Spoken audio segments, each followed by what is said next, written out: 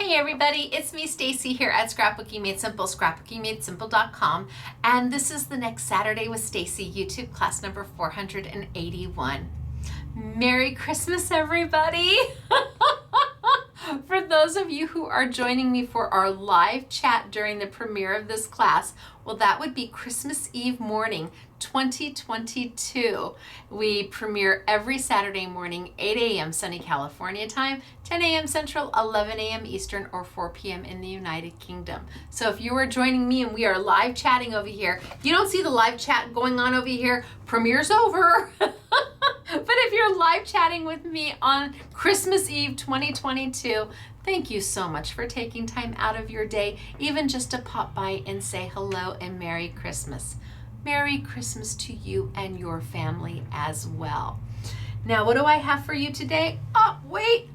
Oh, there we go. What do I have for you today? Well, to start with, I have Simply Defined and Simply Refined on sale. Any designs that we have that are from 2021 or earlier are on sale for as little as $1. They've got to go. I've got new designs coming in. I've got new concepts. I've got new thoughts. I have new ideas. So we have to make room because we are limited in space. And since I'm not sure exactly when the next warehouse sale is going to be, we thought, well, we'll just release them now. We'll put them on sale now. Mainly because one customer I was on the phone with said, are you going to do this are you going to put Simply Defined on sale for at Christmas again? And I said, no, I don't think so. But then I thought maybe I should. She was so funny. She was so funny. She's like, so I opened all the doors for my guests on Christmas, and she had her laptop in her. She said, I was holding my laptop, greeting all of our guests for Christmas, telling them, you need to get in now because I have to go shopping. The sale starts in just a moment. She was just darling. So we went ahead and we've put them all on sale, 2021 and earlier. Some dies we have one. Some dies we have 20. Some dies I loved better than you did, and we have oodles of. You know, when you design that many dies throughout the year, you can't hit it out of the ballpark every month. It's just not possible. I mean, when you think about it, they're all my designs, as opposed to manufacturers like perhaps Spellbinders or Sizzix or other companies where they have several designers doing a couple designs every couple months. I do more than most. So hopefully if there was something that you had wanted and didn't get it when it sold out, maybe it's back now because somebody didn't pay for it. Who knows? But go take a look. Remember to bring your patience pants because you're going to need to wear your patience, being that some of the product only has 1 or 2 or 3, and the product is not allocated to your cart or to your order until you have officially checked out all the way. Can't put it in your cart and think that that's enough. Nope, that's not going to happen. You got to check out all the way. And there is no cancellations, no refunds, no returns. All sales final on anything that has a GGG at the end of it. If it has a GGG at the end of the SKU number, so if it's I don't know, 653479-GGG, all sales final. So love what you buy and buy what you love. Okay. I have got Sizzix here in front of me, and normally I do do's and don'ts for a big shot machine where I take dies from all different manufacturers and show you how to use it through your big shot machine by Sizzix. This time I thought I decided to do something completely different. As opposed to pulling in dies from all different manufacturers and showing you how they're used, I thought I would really focus in on the tools of the big shot machine. You may have a squishy and knock and not feel confident in how to use it, and that's actually an impression pad and a silicone pad. You may have a thud pad, that's a crease pad, that's what they call it. I call it a thud pad, and not know why you bought it. You might not know why you need to have a magnetic platform. Do you need a magnetic platform? Everybody seems to want a magnetic platform, but maybe you don't need it after all.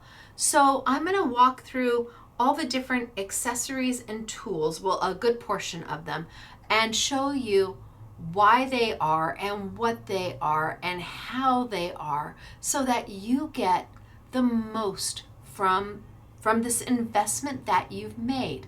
Now, we're very, very lucky, and we have jumped into a bigger sandbox, at least on the machine, for Sizzix. I was able to work with Ellis and Sizzix on bringing a Big Shot machine to you in a bundle with some of their amazing nesting dies and some of these tools in an embossing folder. That it all would have retailed for $255. We're going to sell it every day for $149.99 until we are sold out. They've allocated me a certain number of machines to do this with, so I think it'll take us a little while to sell through, which is fine.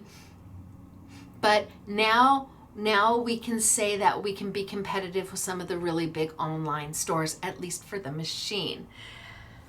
I've got that. I've got all of their tools will be on sale, and most importantly, you probably have these in your stash. So you might want to grab some of these tools, a squishy and a knock knock, or a crease pad, or your adhesive sheets, or your sticky grid, or a dimensional platform. You might want to grab them right now and grab your machine, and we can do this together. You and me. There's no editing of this video. There's no script. There's no cuts. There's no voiceovers. There's no dubbing. It is you and me. We're crafting together, sitting there. I've got my coffee. You grab your coffee, and I'm going to walk you through all of this product from Sizzix that takes your Big Shot machine to the next level. You may think you're just a basic die cutter. You might not know that what you have in your crafty stash is ready to take you to the next level with Sizzix, like I did with the machines. Elevate you and elevate your crafts and give you the confidence that you can do this. And if you are the newest of crafters, this is the first YouTube you've ever watched, and you're saying, man, that lady talks a lot. Yes, I do. Just know that everything I do, you'll be able to do too. Everything is accessible. Everything is step 1, step 2, step 3. There's nothing hidden about it, no secrets about it, nothing that is complicated. So if you are a new crafter, die cutting is a very big element in the paper crafting industry. You may want to watch to see, oh, I really think I want to try that, or yeah, nope, I've now watched that video and this is not for me. Because die cutting is an investment, and this is your money, and you want to use your money wisely. Yeah, you earned it. So today, that's what we're going to focus on, is the tools of the Sizzix Big Shot machine. I also think it's important to let you know that I am not sponsored by any manufacturer. I am not paid to do a YouTube for any manufacturer. In fact, they are told that don't offer me a single dime. We do not take sponsorships, or, like I said, money to, I'm not a paid spokesperson. I don't work for any manufacturer. I am an independent mom and pop retailer who has a store in the Canyon Country. We have a thrifty liquor store. It's the center. It's called the Thrifty Center. I've got a Taco Bell next to me. We're in an old strip mall, but I'm a mom and pop retailer who just happens to have a YouTube channel and an online presence. So these are my thoughts, my opinions, my way of using their tools. Ellison might go, oh, she didn't just do that, did she? Yeah, I did, and I can, because they're not paying for what I say. That's important to know. Some people think that I am sponsored or paid by manufacturers, and I make it a point to let the manufacturers know that they absolutely cannot pay for a YouTube. I don't care how much money they offer me. Either I like your product or I don't. And sometimes I love your product, but I don't like something about it. And by not allowing them to pay me, by taking that out of the equation, I'm only beholden to me and you. I don't have to answer to anybody but me, you, my family, and God. So know that as you're watching this, these are my opinions. These are the way I use the tools. Other people may use it completely differently, and that I wasn't paid a single dime to do this. This is me wanting to show you what I do all the time with this product and how to get the most of it, so that if you do already own these tools, you feel you get your money's worth from them. And if you don't own them, you now can say, oh yeah, I don't need that one at all. I can take it off my list of wants. Or, oh yeah, I think I need to move that one up to a top list. I think I really want that one now that I see. So, winner chicken dinner. I don't have it for today. Today is Friday. We are closed. It is December 23rd. We are closed. So all the staff is home. This is a paid day off for them. So we didn't get a chance to pull winner chicken dinner, but I will do it next week for you. If you are still with me, thank you for hanging with me. Thank you for being with me. I am going to tilt on down. We are going to get started for today. I am my own camera person, so I have to move my camera down myself. And again, we're just like you. Everybody at SMS, Claire and Elena and Renee and James and Michael, we are the same as you. Even James, he's a humble crafter. He just started paper crafting and is finding his way through and is going, oh, I really like colored pencils. He loves colored pencils. I'm not so sure about alcohol ink markers. He's not sure about those yet. But that's the whole adventure. That's the whole journey of your crafting experience. So let's tilt on down. Let's get started for today. It is not a do's and don'ts of the Sizzix Big Shot machine. It is the do's and don'ts of the tools for the Sizzix Big Shot machine. It's good to see everybody. Merry Christmas. And again, thanks for being here. Okay, so I'm going to tilt on down. Like I said, no redos, no edits, no voiceovers. What you see is what you get. This is completely unscripted. How do you know that? Because you would be shocked at some of the things I say. Okay, so I want to bring over a brand new Sizzix Big Shot machine. I am not going to use this today. I'm going to use my older one just because my older one still works, and we opened it. I have a new one. I've opened one. I think I'm going to take this downstairs and let the SMS girls use it for when they're making samples. So Merry Christmas, SMS girls. You get a new Big Shot machine for downstairs. I'm not ready to give mine up, but I want to kind of show you what comes with it. First, you have the actual machine. And this is a 6-inch wide platform, which means that 90 to 95% of the dies currently manufactured by your favorite manufacturers, whether that be Spellbinders, Lawn Fawn, My Favorite Things, who else? I don't know, everybody. Hero Arts, who manufactures dies? Of course, Sizzix, of course their dies. They're all gonna go through the machine without any problem. Couture Creations manufactures dies. Trying to think of who else is on our wall. Penny Black manufactures dies. Find It Trading manufactures dies. Those are all going to fit. The majority of them, 90 to 95% of them, are going to fit on this machine. Do they make a bigger machine? Yes, they make what's called a plus machine, and it is for an 8-inch wide platform, and that means you can put through dies that are much larger. This tends to be the most popular on the market. It's a workhorse. It's not too heavy. and you can transport it here and there. It does not fold up. However, Ellison does make a fold away machine if you are in need of space. It is the same width. It's not the 8-inch, it's a 6-inch, and it will fold up, giving you a little space savings. Now, this is how the machine comes, and this is the package that comes with it. I have not put on the handle yet. And on this side is this little black button, which needs to be taken out. And inside you will see that that's where you're going to insert the handle. This is a manual machine. Do they make push button machines? Yes, they do. They have the switch machine, as a matter of fact, which has been widely popular. It is a wider version, and it's just an amazing machine. Gosh, I think we have the sorbet for like $259.99, so it's a little bit more money for sure. But if you are unable to crank a machine, then perhaps the switch machine is a really great machine for you. Now, here's the package that comes with it.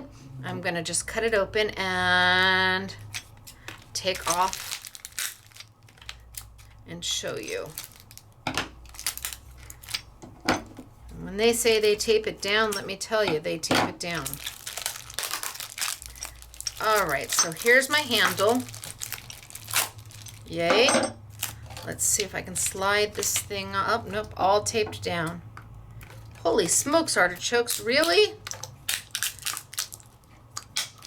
I feel like I'm opening up one of my kids' gifts on Christmas when they were a child. You know, the toys that take 4 years to get out of the packaging. But I guess since they gotta ship it, they gotta make sure everything stays. All right, so I can get rid of that piece there. I have got my handle right here, and inside that bag is this little tool right here. See that little Allen wrench?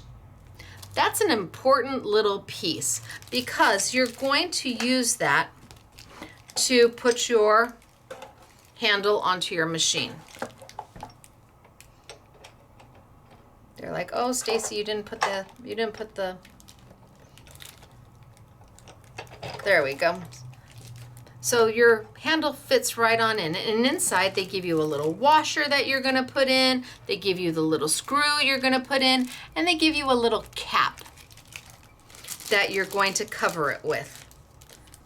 So there's a little washer, a little screw, the Allen wrench to screw it together, and then the little cap, which just goes right over the top once you've got it all together. Now that Allen wrench is an important thing, and you don't want to lose it because over time your handle may loosen up. You might find that it becomes a little wiggly jiggly, and that's easy peasy to fix. But if you don't have the little Allen wrench, you're never going to be able to fix it. So my recommendation is after you've put your handle on and you've screwed everything in place, you take that little Allen wrench, you put it right back in the little bag that they gave you, you turn your machine over,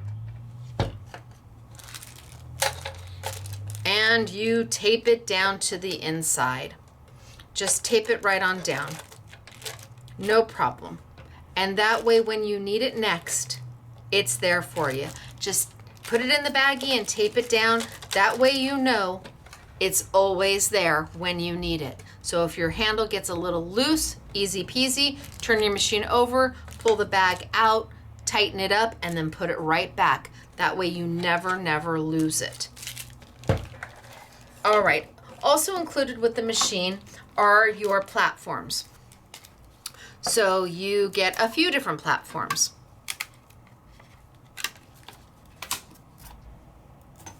First things first is the base platform. Base platform. Second is your solo shim. Solo shim. So these two platforms are what allow you to run different thicknesses of dies through your machine, whether it be a wafer style die, which is what I'm going to be using today, or maybe an embossing folder. It really depends. So these are the two platforms that when used together allow you to do wafer style dies, and if you just use the base platform, They tell you exactly what you can do with the base platform. They give you the sandwich right here on the platform. And so here, if you're doing embossing folders or 3D embossing folders, or even if you have older Sizzix product like Sizzlets, then you're able to look at the platform and say, oh yeah, here's the sandwich. This is what they're telling me to do. This always gets used with this. So you would never use the solo shim by itself ever. It's always either going to be used in conjunction with your base platform or not at all. You're also going to get a set of clear plates. Now they're not going to stay clear. You're going to cut into them and you're just going to have to be okay with it. Your plates are eventually going to look like this, if not worse.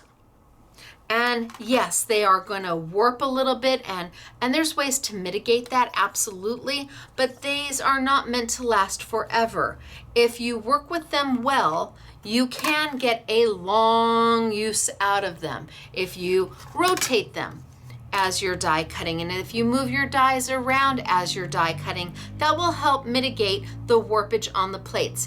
Eventually, I will probably use this until it cracks and then I will let it go. But these aren't meant to last forever and ever and ever. The machine is a workhorse. The machine is going to last you quite some time, and well, you're going to get a lot of great use out of it because it is built so well. Now, like I said, the plates aren't going to stay like this. You're going to have to kind of get over that, but this is the machine. And this is how it comes. Let me turn it this way. And with the handle. And that's it. It's that easy to put together and you're good to go. You're just going to screw that handle in place and off you go. So I'm going to be working with a Big Shot machine today, just not this one. I'm going to pull mine out. I've had mine for years and years, and I'm not ready to give it up. Mine is not as pretty as that one is. It's been used. It's got scuff marks and it's got creativity all over it. But I've still got my base platform and I've got my solo shim. With that being said, now that you've seen what a Big Shot machine is, I am going to bring over, we're going to start with this tool right here. The platform, the base platform, and your solo shim. This is what comes with the machine. This is what you're going to use most often. And people have a question of, okay, but I have the original one. This is the original. This is called a multi-purpose platform. This used to come with the machine, and this has tabs on it. Tab 2, tab 1, and then a base tab. Is this still available to purchase? Yes, you can still buy this if this is what you want. But what's the difference between them? Well, first off, the hinges. The hinge is a big difference. There is no hinge here at all. You just have your base and your solo shim. Here, everything is put together for you. The benefit of that is that you can't lose anything. They're not going to come off. So you can't misplace your solo shim. The downside of it is that the hinges tend to wear and crack, so that eventually little pieces of these hinges the plastic will have fallen off and you'll be able to see the metal that's underneath. That's a typical thing for this product, and if you get one, if you order one and it comes in the mail and your hinges are cracked, that's pretty normal. It can be replaced. I'm sure that it will be replaced if you get a brand new one and the hinges are cracked, but it's going to happen at some time during your crafty experience with this tool. Does it do anything different than this? Not really, no. What they did is ultimately eliminated one shim. Ultimately, they eliminated one shim by making your base a little bit thicker over here and your solo shim a little bit different. So they just got rid of one shim for you to have to look at and see. Now, when this is completely closed, it is exactly like this one. if you have your solo shim on top. These two are now absolutely identical. Absolutely identical. If you remove this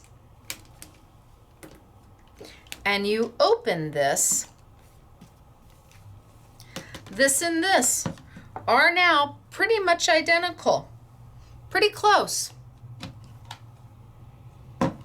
And then their base. So they really don't use the base anymore. There's nothing more to it than if they had it like this. I mean, you can see how thin that is. So they just incorporated it all into one unit, giving you one base and one shim and getting rid of the hinges. Do you have to have both of them? I tell you, I was the queen of the multi-purpose platform for the longest time. I felt most comfortable with this tool because I knew it. I understood it. I worked with it for years and years. I understood just flipping my hinges, but after I've been working with just the solo shim and the platform, I've gotten very comfortable with this as well. So it really is up to you. If you are more confident knowing that all your platforms are attached to each other, everything's attached, and that makes your heart happy, this is a separate purchase. It does not come with the machine. But if you're more confident knowing that you won't lose anything, then this may be a better way to go for you. This is what you're going to get with your machine. You may play with this and find that this works just fine for you. It still has all the directions, all the instructions on it, or you may play with it and this may be an issue. You never can figure out where you put it. Been there, done that. So for ease and peace of mind, this may be a better solution for you. You have to decide. Now, they also, and it comes like this, ta-da! They also make what's called an extended multi-purpose platform. And I used this on in fact, you can see the cut. I don't know if you can see there's the cut. Let me get a piece of paper underneath it. Can you see the cut lines? So this is an extended multi-purpose platform. This is everything that this is, the smaller one, only bigger, longer, not wider, same width, just longer. And for a long time, machines came with this platform and your two clear cutting plates. Well, mine aren't clear anymore, but machines came with long platform, short plates. I'm like, what? Why did you do this? See, that's where not being paid by a manufacturer comes in handy. I can question them and say, I don't understand why you did this. What was the purpose? But they've changed it since then, so I'm happy. So this is now an additional purchase and does not come with your machine. Why would you need something this long? Well, because if you do dies that are longer, I did an envelope die not long ago that took up almost the entire platform.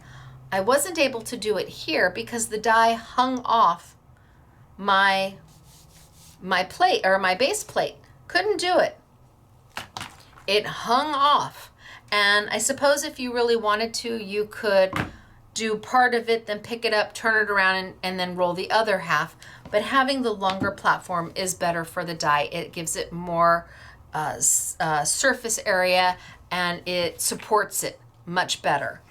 So long. The benefit about this is that you get a ton of extra space. So even if you didn't have a long platform, you could fill this up with oodles of dies and roll it through once and have it all cut at once. Whereas obviously this is smaller, shorter, you're not going to have as much working surface as you would here. The drawback on this is that this is hinged. Again, the hinges can tend to crack. You need to know that. But because it's hinged, when you open it, you better have a pretty good working surface to send it through, because it is okay. So my craft mat is like 22 inches. And this is way bigger than my craft mat. So as you're sending it through, if you have any of the tabs open, you need to have enough working area to send it all through without it hitting something. So you have to decide, is this a need? Is it a want? If you're doing mass production and you're going to do the same thing over and over again, having a bigger surface is always nicer because you're able to do more faster. Or if you're going to have any dies that are longer than your typical standard platform, then you may want to have it. You also then are going to need to have the cutting plates. Cutting plates. You got to have the plates that are the same size as the platform. If you just use standard cutting plates, well, you don't get the benefit of the longer platform, which is why when they first came out with this with the machines and you got the small platform or the small plates, I couldn't understand it, because you then didn't get this benefit over here at all. Without having the plates that are long, it doesn't matter how much space you have, you're not going to be able to utilize it. So this is a nice item to have if you are doing longer boxes or envelopes or long border dies. This is something that you're going to want to have in your crafty stash. But if you're not doing that, is it necessary? No, it's not necessary. Now, I did a couple pocket dies from Simple and Basic that were amazing on here, and I had to have this to make it work. So sometimes you just have to, if you really want that die cut, sometimes you have to then get the tools that are going to work best for it. But all the platforms, no matter which one you choose, all of them are going to be able to go through your Big Shot, your Big Kick, your Vagabond, your Big Shot Pro, your Big Shot Plus, your Switch machine. So the idea with the family of Big Shot machines is that the tools are interchangeable between the different machines. You're not just, some people will have a Big Shot machine that they have on their desk, and they may have a fold-away machine that they travel with. Knowing that you can interchange everything that I'm working with today with any of the Big Shot machines is important. But people always have a question of, okay, do I need, this is what it came with. Do I need this as well? I don't know that you do, unless you're not comfortable having the separate solo shim. And then, do I need the extended? Only if you're doing extended dies, or you want to have a bigger work surface without having to spend the money for a wider machine. This is a whole lot cheaper than a Big Shot Plus. It really is. Or a Switch machine. And it will give you a much bigger work surface. Not wider, but longer. And if 95% of the dies that you own are not wider, are flowers and butterflies and frames and all sorts of things that are going to fit on here where you can stack and layer, this might be a great tool for you. There, so now you know the difference between them, and you make up your mind what works best for you. The multi-purpose platform that's hinged, knowing the drawbacks of it, knowing what may happen. It's not that it may happen, it eventually will happen. That will happen, and that's just part of the product. It still works fine. You just have to be okay that you're going to be able to see maybe some of the metal rod in there, but you're going to be fine with it. You want to do something bigger or more space? There you go. Or you stick with what came with the machine and give this a whirl and find out, do you really need those others? Until you try, you don't know. You might be able to do everything that makes your heart happy with just this tool. So now let's die cut something. You're like, really? Finally? So I'm going to be using wafer dies all day today. And wafer dies are dies that literally are wafer thin. That's how they got their name. They're also called chemically etched dies, which means that a piece of metal is put through a process that will etch the metal down until the die is created. There's a design, and the metal attracts to the chemical, and eventually you get a die cut. There is no blades on these dies. It's just this little edge that's going to cut the paper. You're like, how can that do it? Well, with the right pressure and the right paper and the right machine, something with no blade at all is going to cut beautifully. And I'm going to die cut real quick just so somebody can see who's never seen die cutting before. We're going to start with that. So I'm going to bring my Big Shot machine over because I'm not ready to give it up yet. The girls will be happy. They've got a new one downstairs. Let me back it up just a little bit.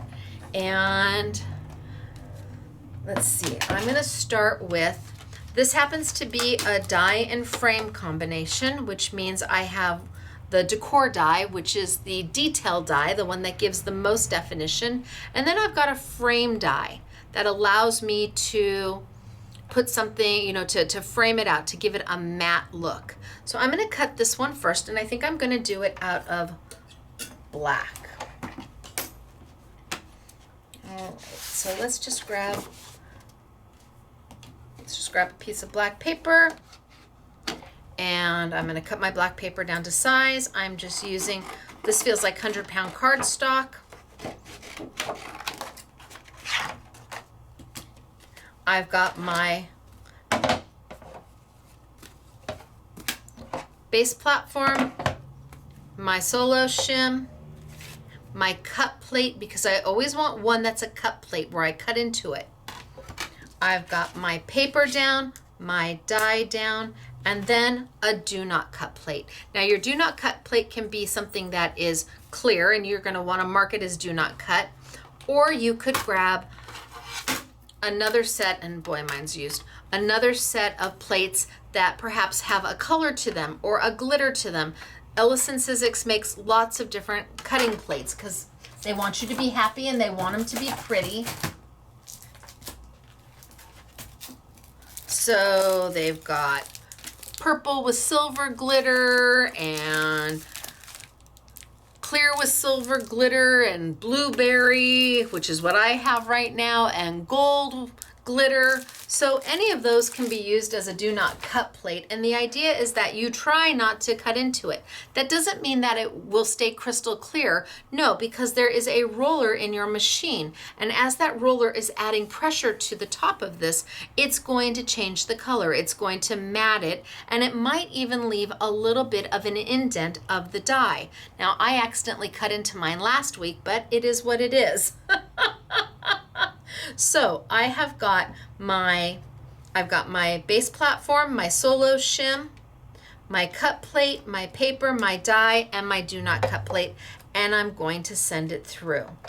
This sandwich is what makes it so tall, so high, the height here, that it will reach the roller that is in the machine. So I'm going to send it on through, and there's a roller right in there that as it hits the die is going to increase the pressure and force the cut.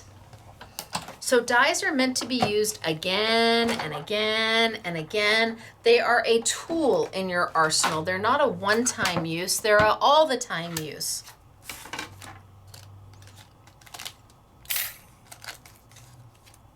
And just like that,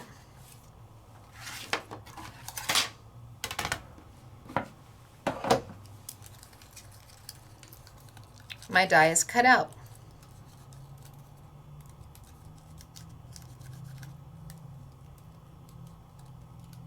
Pretty simple, right? So I took a tool. I want to get those out. I took a tool, a die cutting machine, and made a super cute little die cut. That's as basic as it gets. That's as simple as it gets. It's not hard. I feel like I'm just not in the right place. Not hard. And I just used basic paper, black paper. But the die also has a frame that goes around it. So I can take, I don't know, a different colored paper. Let's try this.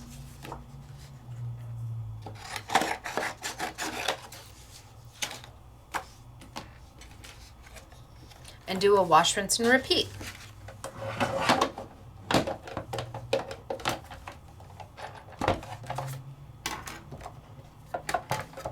So, base platform, solo shim, cut plate,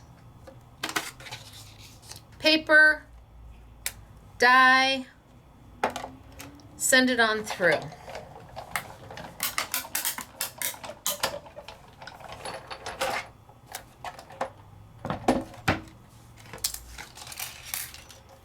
And just like that,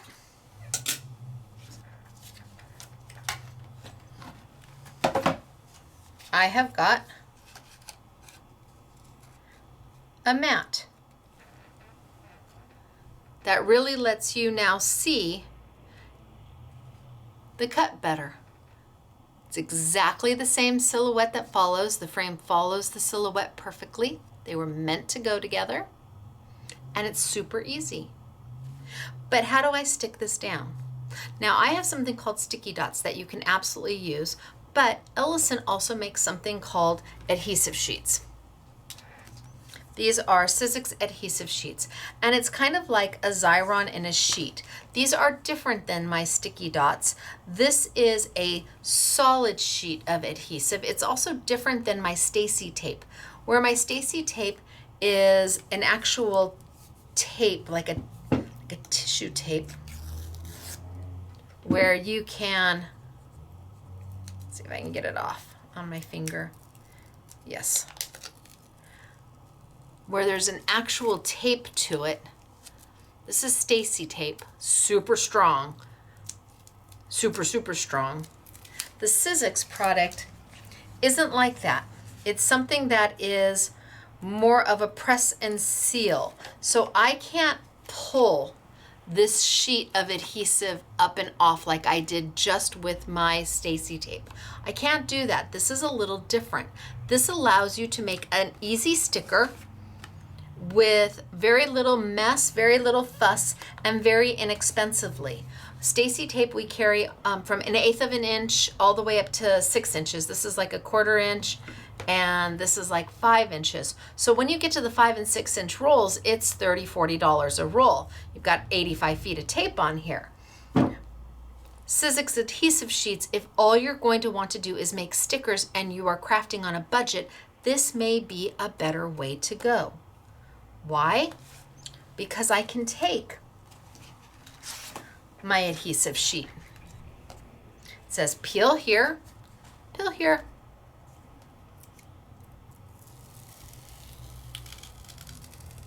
My sticky is on this side. I can put it right down on my paper.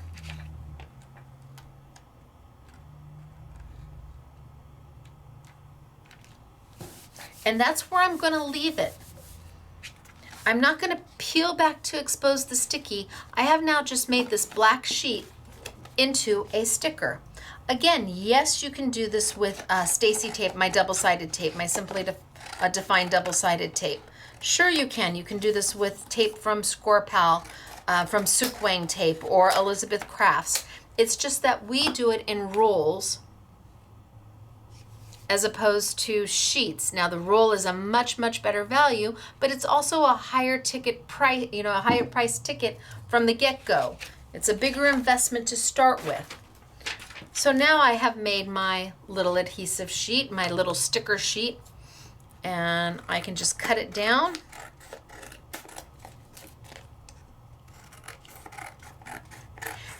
And until I peel this off, it will stay a sticker sheet.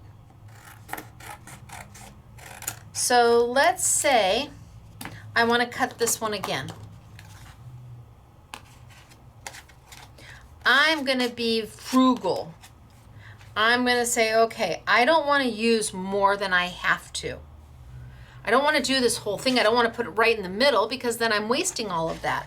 So I'm going to come over here and I'm going to cut just what I need. And I mean, I'm cutting around.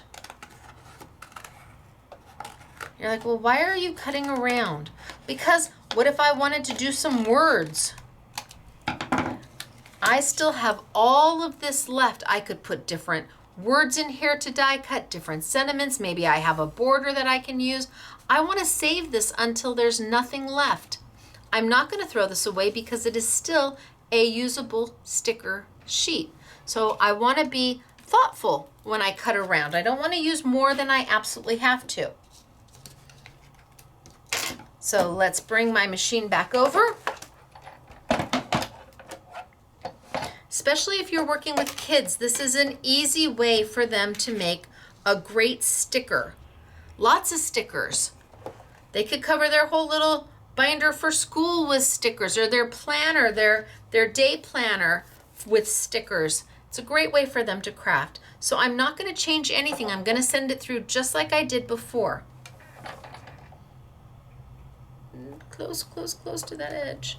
Let's pull it up just a wee bit. There we go. Just a wee bit. And send it on through. And if you want to bring it on back, you can. Do you have to? It's not an intricate die, so it's not a big deal. Now, I'm not going to care if it cut all the way through the liner on the back. You don't care about that.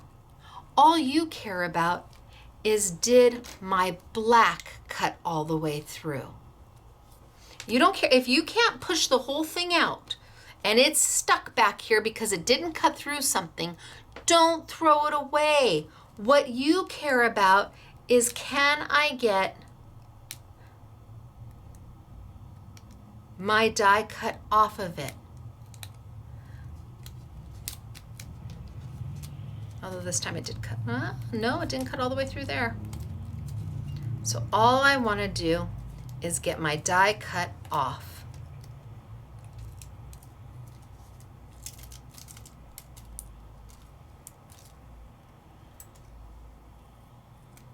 And I've got an instant sticker. It's sticky to me right now. Now there's still some places in here where I need to pull. Just stuck my finger in there and pulled out the little fallout pieces that need to come out.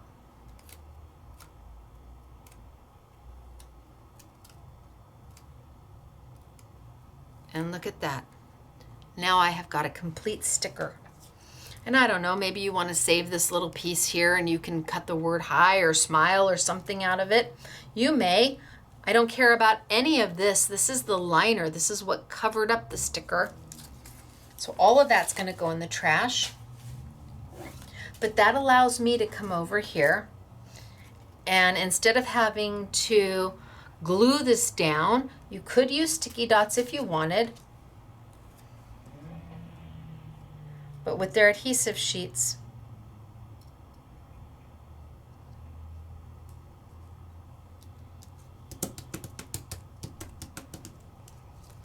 you're good to go. There's a reason for sticky dots and a reason for adhesive sheets. Sticky dots are amazing with very intricate dies, and we'll get to that. I'll show you that. But how simple was that? Just basic die cutting, taking adhesive sheets to make a sticker. I still have this much left. I could do something else with it, absolutely. But let's move on. So also some of the accessories that come with or that you can get with your Sizzix machine. Where am I gonna, I guess I'll put those up there. Are these foam sheets. So white and black foam sheets. You get 3 of each, thick foam sheets, and they have adhesive on both sides. Adhesive on both sides. So if I peel this back, there's going to be sticky right there. And if I peel this back, there's going to be sticky right there. Now I'm going to show you how to use these in 2 different ways because there are a couple different ways to use these. I'm going to cut them in half.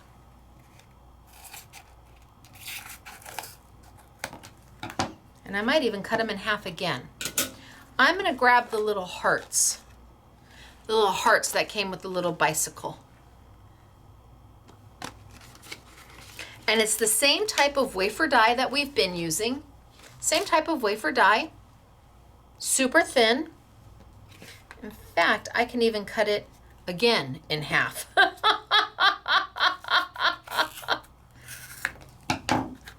Yes, so I still have this whole piece that I can use a little bit later on maybe.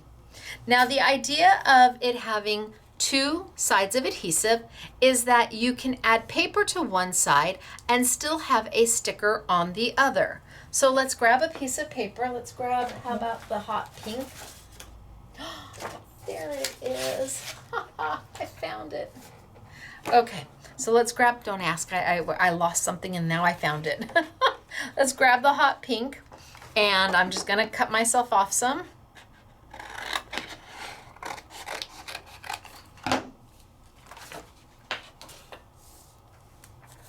And undo one of the sides and put my paper right on down. Now it's sticky right now. The minute you take that liner off, you have to do something with it. So let's put it right on down. Okay, ta-da! I just stuck my paper to it. And now I want to die cut. And you're like, okay, wait a minute, Stacy. You said that there's no blades on these dies, and there isn't. How is that going to cut through something that thick? Well, this is foam. This is foam that Ellison manufactured to use specifically with like wafer dies and well, die cutting in general. Is this going to cut? Let's wait and see. Bring our machine back over. I'm not going to change anything about my platform or my sandwich. I'm going to keep my base platform. I'm going to keep my solo shim. I'm going to keep my cut plate. I'm going to put my foam sheet down with my paper on top. I'm going to put my little die on top of it, put my plate right over the top, and send it on through. Easy peasy mac and cheesy.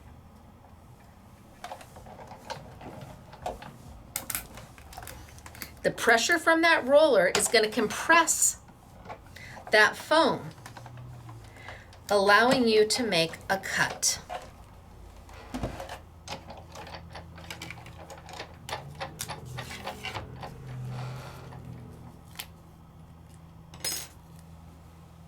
Allowing me to make a cut. Let's grab a piece of paper and let's see what we've got. Now again, I don't care if it cut through the back side or not. That's not a worry for me. What I want to know is, did it cut through the top? Did I cut through the whole piece of foam? And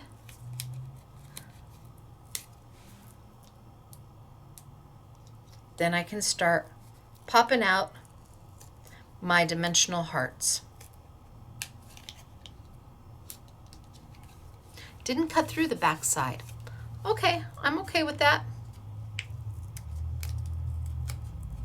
But now I have my dimensional hearts in foam. And you're saying, but wait, you just compressed the foam down when you sent it through your machine. Well, I did, but give the foam a moment and it's gonna pop right back up for you. Give it a little time, give it a sec, and it's gonna pop right back up. And because I have the sticker element on the back side, all of these are instant stickers. And you don't have to undo them until you're ready to use them. What if I don't wanna use the few that are left in here? I can just leave them in there. But what if I take them out? What if I do take them out?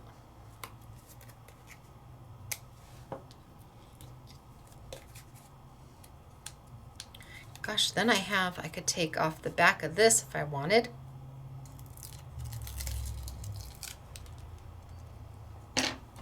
And I could cut this down. Should have cut it down beforehand, but that's okay.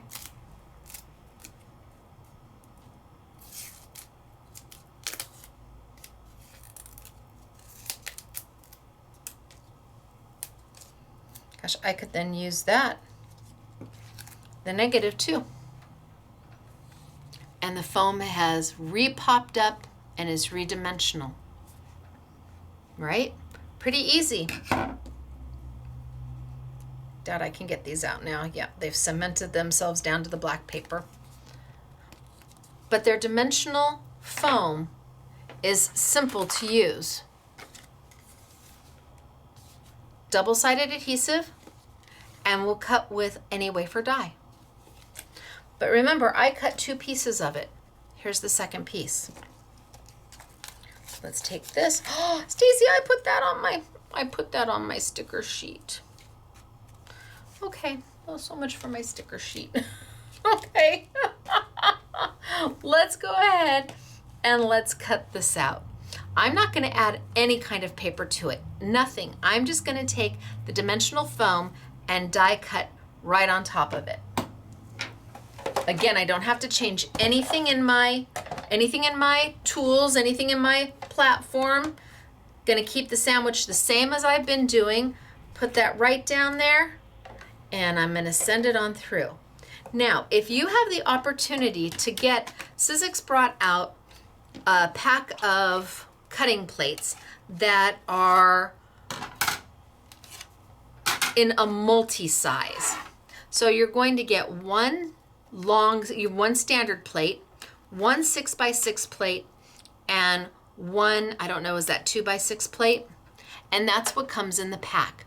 The reason they brought these out is because the switch machine, the electronic machine, the one you go push your button and has so much pressure in it that it warps plates very, very quickly.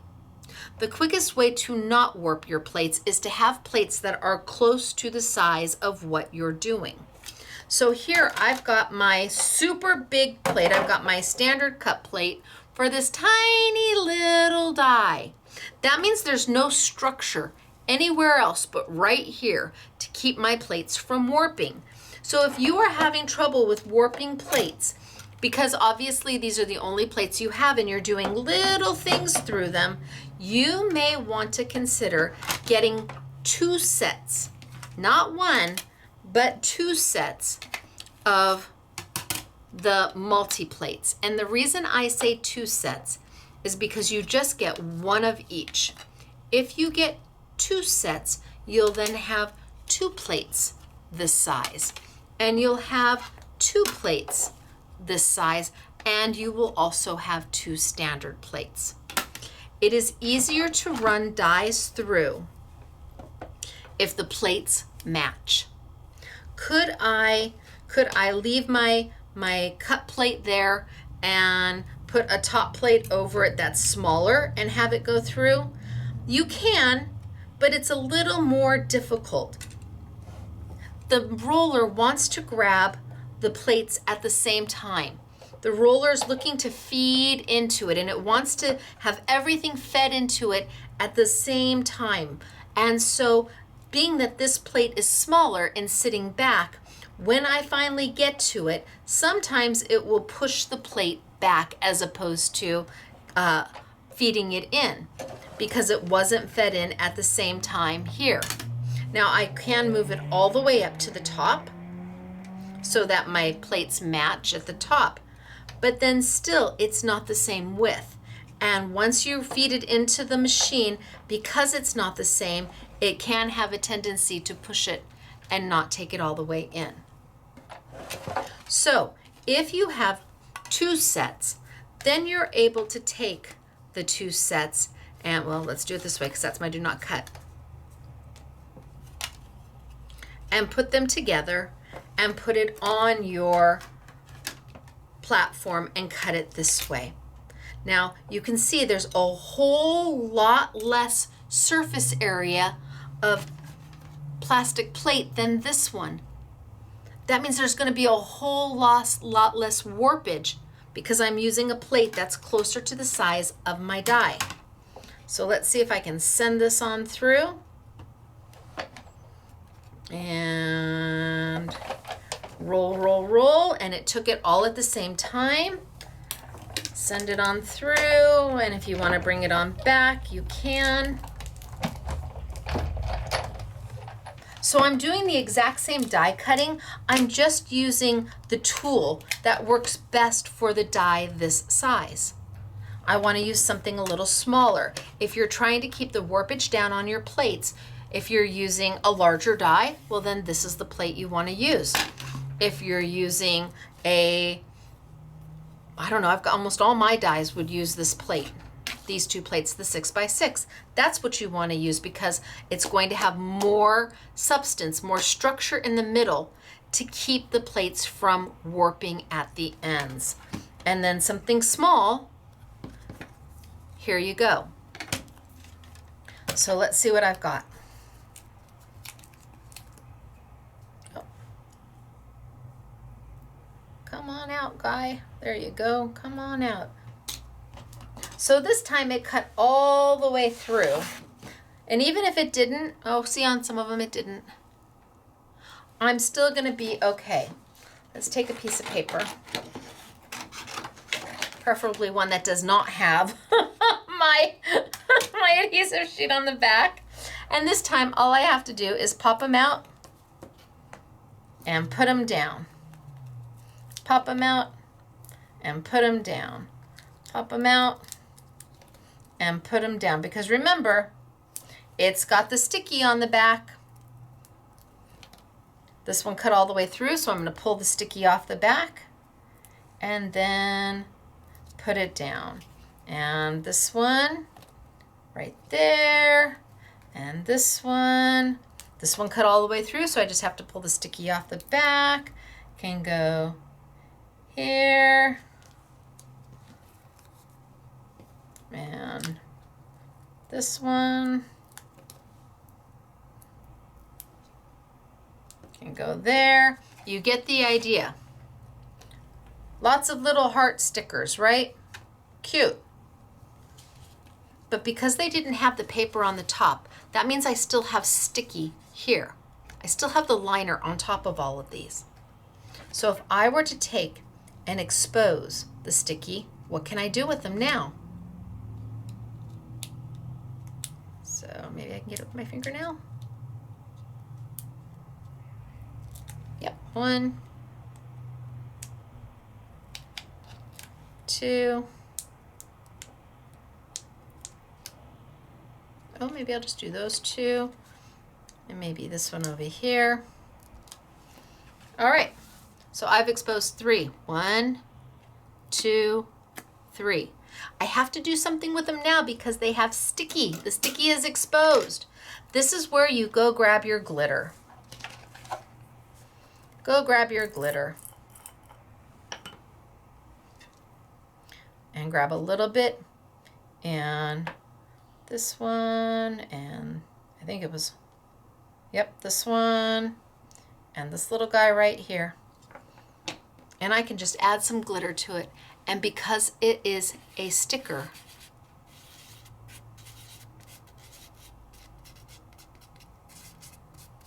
my glitter is just going to stick right to it.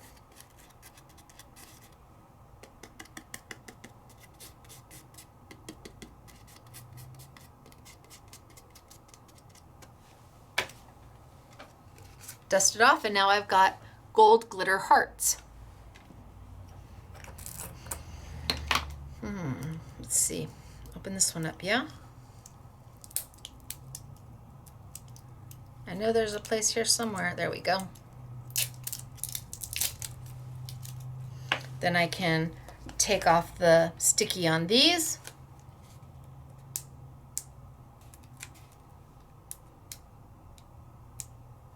So I didn't do it with paper this time. I just cut the die cuts out of the adhesive foam. And because the adhesive foam has double stick,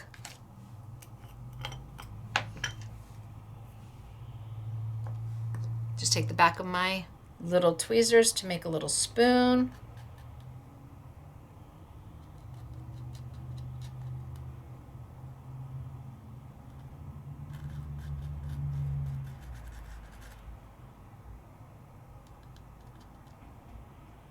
Okay.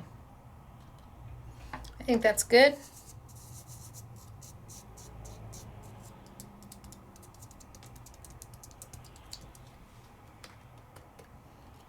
And now I have made my glitter hearts. So that adhesive is twofold. The adhesive is twofold, that foam adhesive. You can either use it with your paper and cut out and have dimensional, or you can use it just as the foam. Leave the adhesive underneath to stick to your paper and leave the adhesive on top to add your glitter or whatever. I wouldn't use embossing powder because embossing powder is not going to work well with the foam. If you heat it, you're going to find that it's going to bubble. But it looks great with glitter. It'll look great with flakes. If you're doing shakers, this is a really great way to cut the circles or the squares, hearts for your shakers, to actually build the shaker, but an easy way to use the product. So that's their foam. It's called foam adhesive sheets, and you get 3 of each, 3 black and 3 white. And again, a little goes a long way. I probably wouldn't throw this away either because I'll pop those out and then I can glitter this whole thing. I can cut it to whatever I want to cut it to and then put it down onto paper. It's really a zero waste product. Really it is. Okay, so the last thing I want to do with this platform that we've been working with, which is the same platform that is the most common platform for when you're using a Big Shot machine, is I want to grab a foil plate. So this is one of my foil plates. And again, we've been doing foil plates. We did them before anybody else. Couture Creations and I were doing foil plates before foiling became popular. We were a little ahead of the trend. So, and people either really love foiling or they're not sure that they want to get into foiling, but they love the plates. But then what can you do with the plates? You can do a lot with these plates without ever having to purchase a foiling machine. Absolutely. So I'm going to take my train and I'm going to keep with the same sandwich I've been working with. I'm not going to change anything up. Let's get some paper.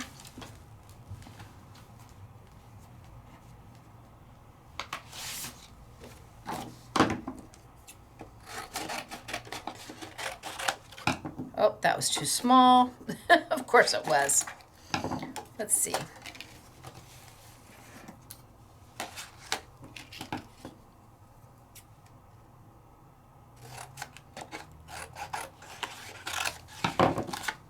Yep, okay, I'll get 2 of them out of that. And do you think this is big enough?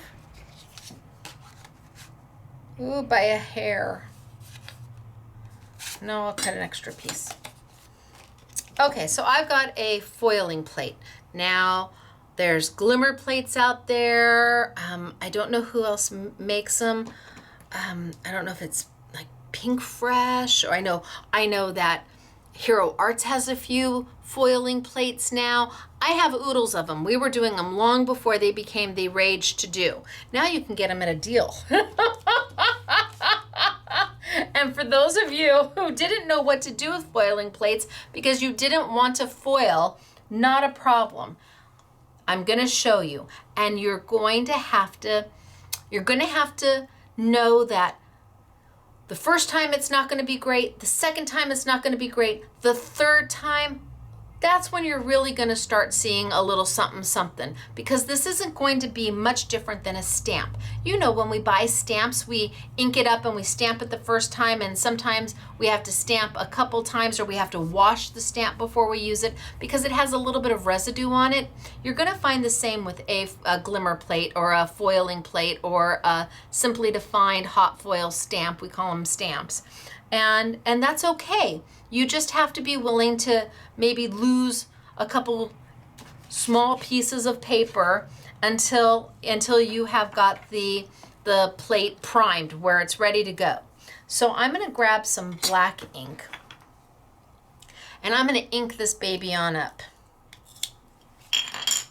And let's see, what size plates do I want to use? I think I can use 6x6s. So I'm going to take 2 6x6 plates and use 6x6 plates. It's closer to the size. I don't know that I want to use the smaller plates, so I think I'm going to use those. And I'm going to ink this thing on up.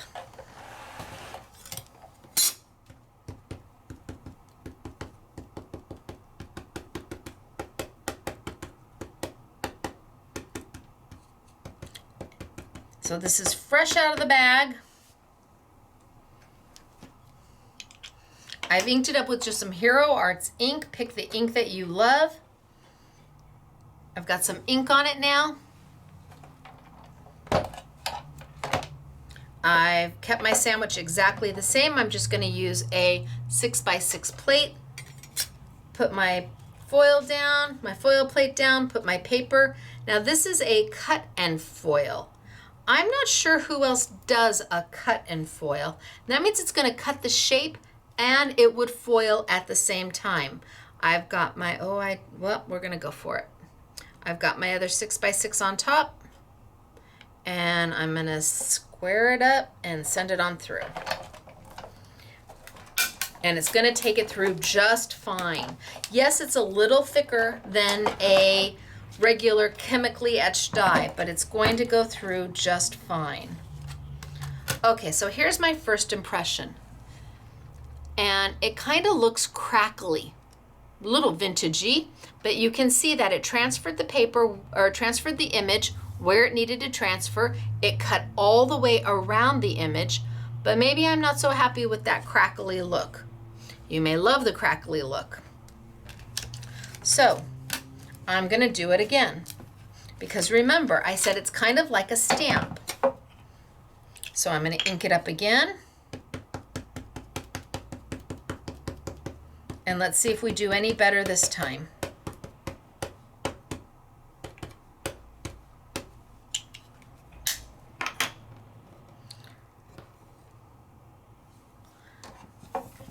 Bring over my machine. So when you're looking at the base platform that comes with the machine, and you're thinking, what else can I do with it? You can do a lot with it. It's not just for wafer dies.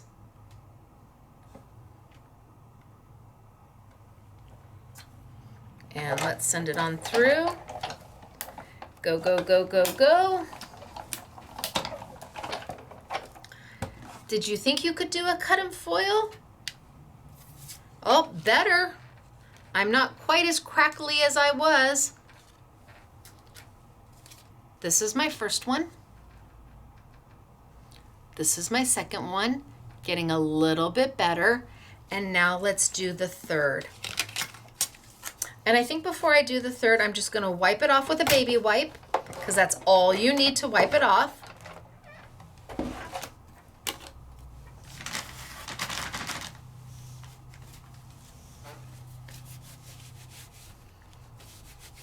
Wipe it off with a baby wipe, and then we're gonna ink it up again. Let me cut another piece of paper. We're going to ink it up again. So even though that platform, the platform that comes with the machine, with that solo shim says wafer dies, well, yeah, but now we're doing a cut and foil. You're taking a die that wasn't meant to use with ink, but we are.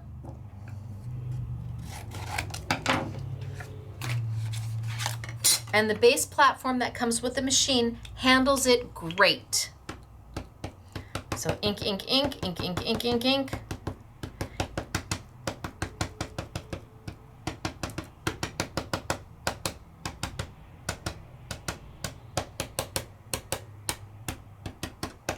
All right.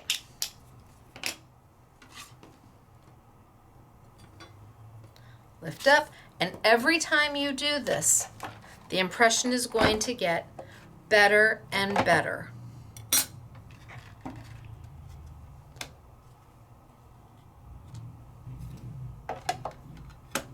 Send it on. Oh, let's get you on. There we go. Send it on through.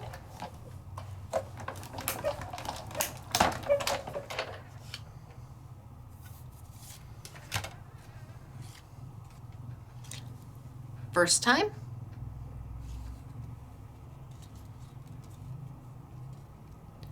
Second time.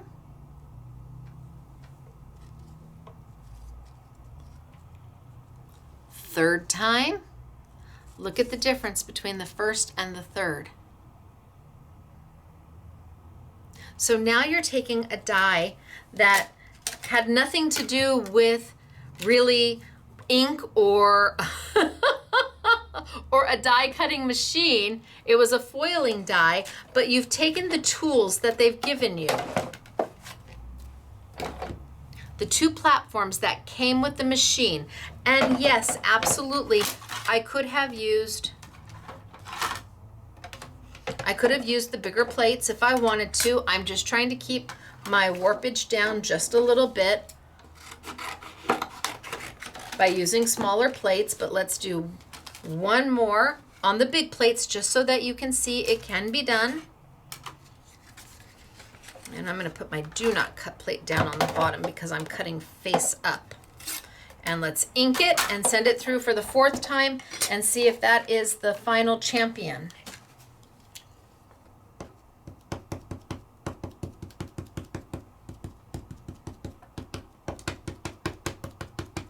Ink, ink, ink. Now you could use more than one ink and vary up the color.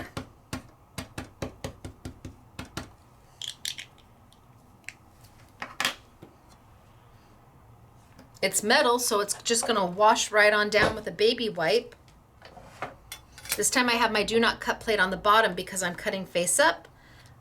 Here, here, here, and send it on through. But because I don't have any die around this edge, it leaves a little more opportunity for my plate starting to warp a little faster.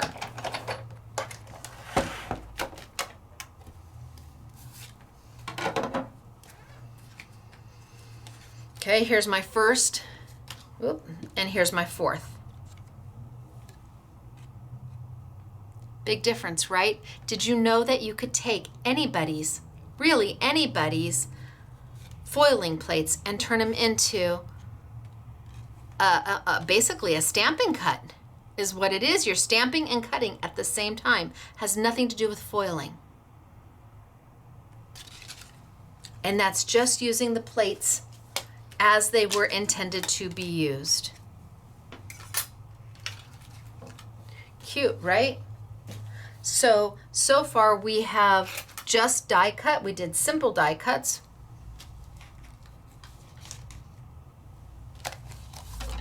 Super simple, using their adhesive sheets to make a sticker. We took their dimensional foam and die cut with a wafer die. We used it with glitter, easy to do. And then we took a foiling plate. We called ours foiling stamps, hot foil stamps, and we made a cut and stamp out of it. So that if you see something out there in the market that you like, that's a foiling element, now you know with the tools you get with your Big Shot, you're going to be able to do it. Okay, let's move on. So I think I'm gonna set this one aside and I'm gonna pull out a magnetic platform. So this is a Sizzix magnetic platform. Mine is loved. Yours will come beautiful and new. Ooh. Now, what does this do? There are magnets embedded in here. It's not a full sheet of magnets. There are magnets embedded in here. In fact, if you use it enough, I don't know if I can get a reflection off of it. You can see, let me see if I can, you can see there's magnets, you can see the little circles that are embossed from me die cutting. So there's little magnets embedded everywhere in here. And what they do is they will hold a die in place. Well, they will hold a die Don't shake so hard or use a bigger die. In place. See, no editing. Wait, let me get a bigger die. There. Holds it in place. There. Oh, yeah, see now. So anybody else would have cut that out, but it is what it is. Now, why do you want to hold a die in place? Because obviously on this platform, they move all over the place. Woo! The reason you would want to have a die held in place is if you're trying to cut something specific. So if you are using a patterned paper and you want to cut something very specific out of that patterned paper, you don't have to tape anything down. See, look it. I can't believe that happened. So a magnetic platform does not come with the machine, and it is a tool, and it's an investment. It's not an inexpensive item. I want to say, I think the retail price on it is like $45. We have it on sale, yes, but even then it's going to be an investment, but it does hold everything in place. It is the same thickness as if you had both of these together. It's not this thickness without the solo shim.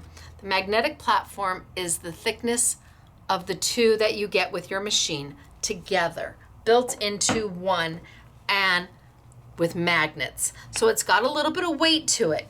You need to know that if you have a pacemaker, this may not be something that you want to use. In fact, they put warnings on this side that if you do have a pacemaker, this might be an item you choose to avoid.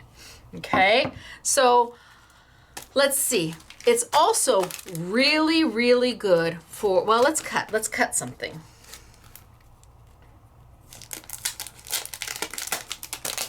I'm not gonna cut that. Let's cut this one. And I'm gonna cut the main die. So I've got a pretty little flourish here. Let's just grab some paper.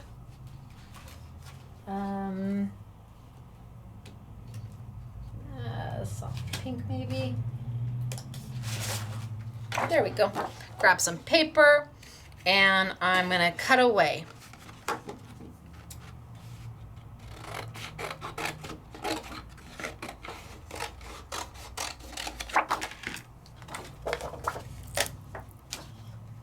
Now this die doesn't necessarily need the magnetic platform.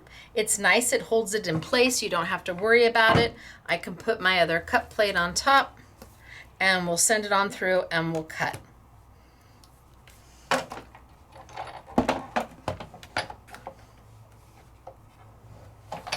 And oops, straighten up and send it on through.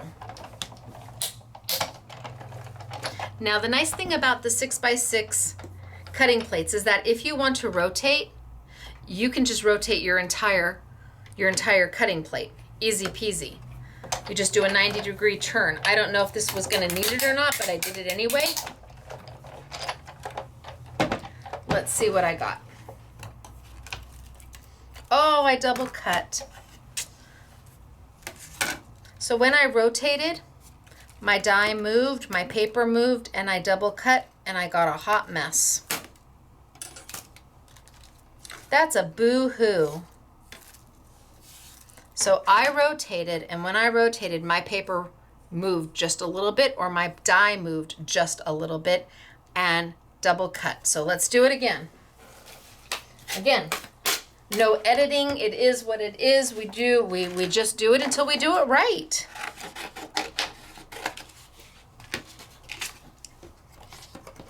So bring over my machine. I'm using my smaller plates. I've got my paper. I've got my die. And I don't have to worry about it moving because I'm on a magnetic platform. And I'm going to send it on through. So I've got my two 6x6 platform or cutting plates all lined up and send it on through. So what happened last time is when I picked up to rotate, and I don't know that this die needs a rotate, when I picked up to rotate and turned, I moved either the paper or the die.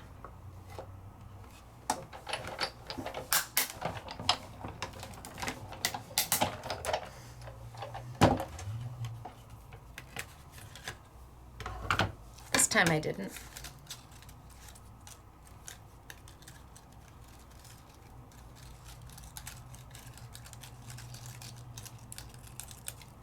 Come on out, Curly Q.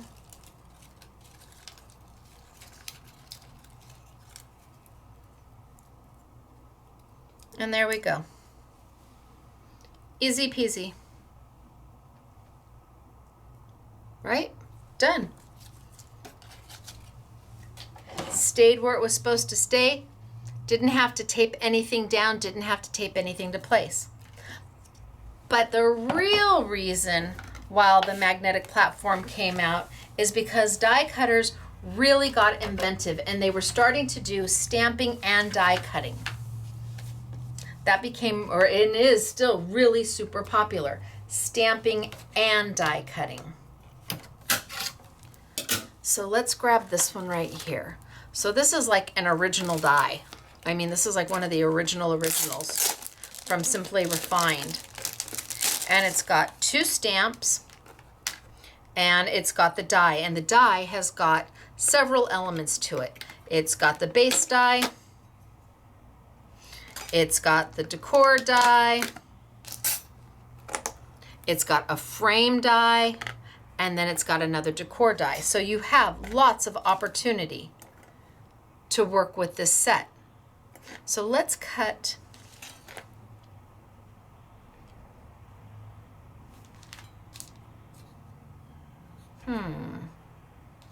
well, let's stamp. Let's make it easy and stamp.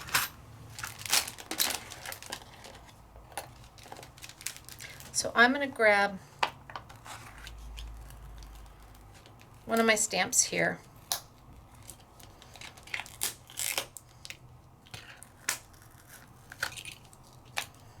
And my frame die. I can put that over there. So I've got one of my stamps and one of my frame dies. I'm just going to grab a piece of paper, and normally you would use a block. I'm just going to go ahead and ink right on up.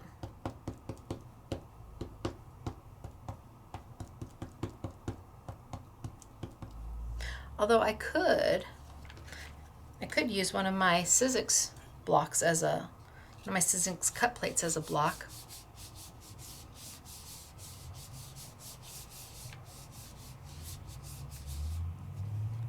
Okay, there's my stamped image. I could have taken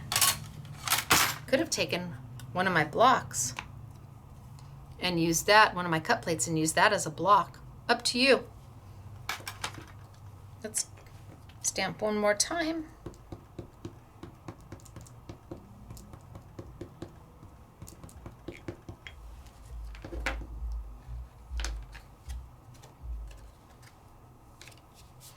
A little bit of a press, and again, you guys would use a block. Although you could do it this way. It gets the job done. There we go. So I've got two.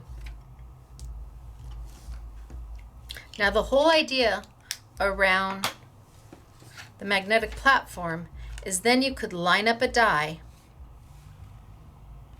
and have it cut beautifully. See, if I line this die up,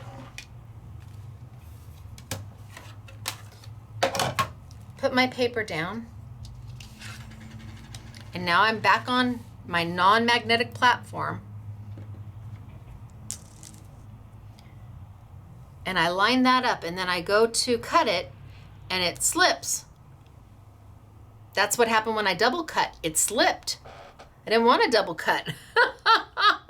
So in the past, what we do is take a Post-it note and put it over the top, or take some washi tape to hold the die in place so that when it goes through, it doesn't move or the paper doesn't move.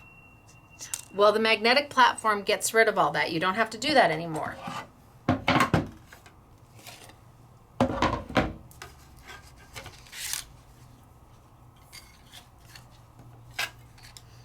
Paper down. Line my die up in place. Decide what kind of, what position, where I want it. And see, it doesn't move. Unless you let your hand, well, it's not moving if I hold the plate. Doesn't move. There we go. Put my top plate over and we can send it on through. It means that when you have a stamp and die set, and I mean, oodles of people make stamps and die sets. Ellison obviously does. They make their stamps and dies so that you get a cute little stamp and then a frame die to go around it. Lawn Fawn, my gosh, I think everything they have is a stamp and then a die to go around it. This just means you don't have to tape anything down. Everything stays in place and bam, you get a super cute little cut.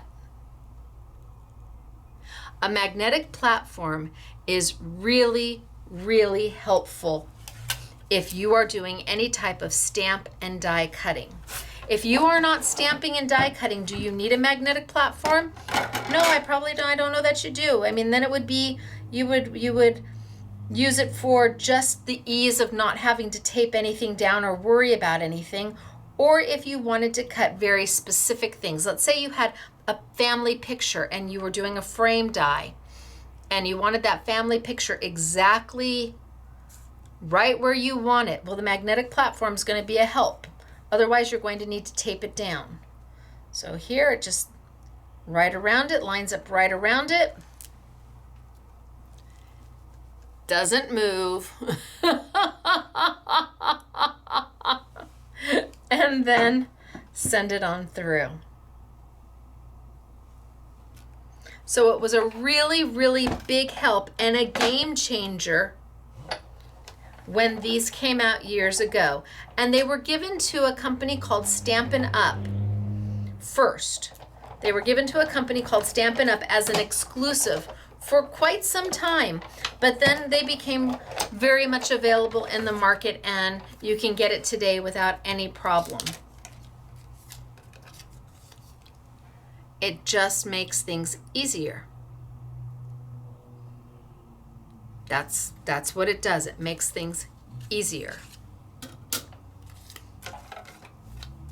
So a magnetic platform is a nice tool to have. If you're a stamper and a die cutter, it's an important tool to have.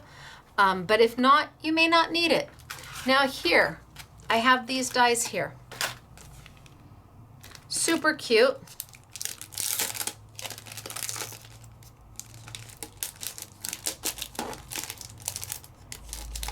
See if I can get it out. So this is a set that has a little frame with a bird, two birdies on a branch, and then an entire alphabet. A couple little hearts that you can then hang down. The idea is that you can, cute with a little monogram, right? Of course, you can use the letters for anything. So when the magnetic platform came out, remember I told you there were all of these little magnets, all little dots, and you'll be able to see them in yours eventually. You'll be able to see the impression of them. Again, I don't know if I can get an impression where you can kind of see them. It happens that when you have all those little magnets as opposed to a full sheet of magnets, smaller dies like these, the little alphabets, tend to jump. You may want to put it there, and because it's pulling to a magnet, it may jump.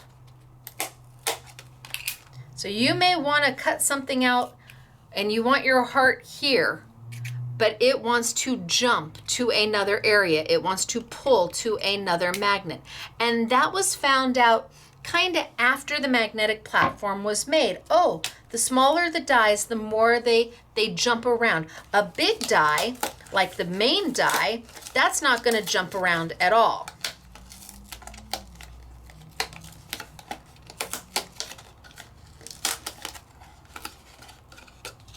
a main die is big enough that it's going to, in fact, that's going to hold my plate too. It's big enough that it's going to hold everything in place and it's not going to jump around. But the little dies have a little, they kind of are fidgety, and they kind of flip and move. So Ellis and Sizzix came up with something called sticky grids. Now, sticky grids have been used for a lot of different things. It's fine. And they come in 2 sizes. So you've got a larger and a smaller. Sticky grids were manufactured to be used with your magnetic platform. Now, people use sticky grids for just about everything. You can use them to hold your stencils down. I mean, there's a ton that you can do with sticky grids besides what they were originally intended for.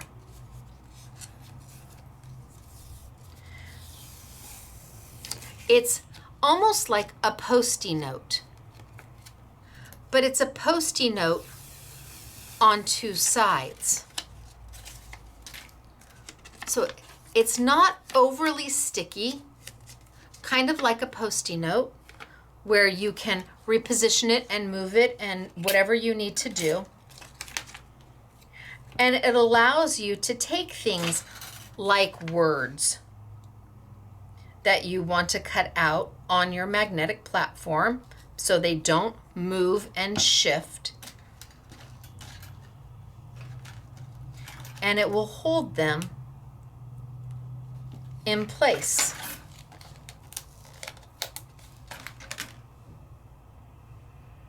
Anything you have that's kind of small, it will hold in place. If you're trying to do lots of little flowers and they're jumping everywhere, now I'm just grabbing letters, they're kind of jumping everywhere, the sticky grid is going to stop that jumping all around your magnetic platform. Sticky grid is kind of nice that way.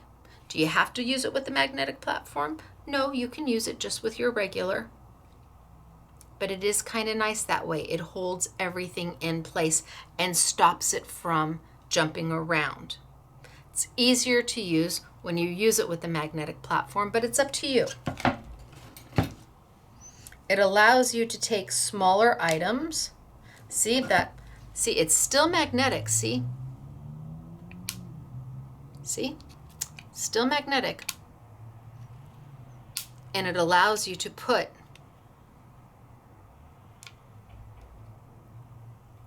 something in the middle and keep it in the middle while you're on a magnetic platform. There are some people who only die cut wafer dies and they use their magnetic platform 90% of the time. Sticky grids are a help. And you don't cut into them. So you can use them again and again and again.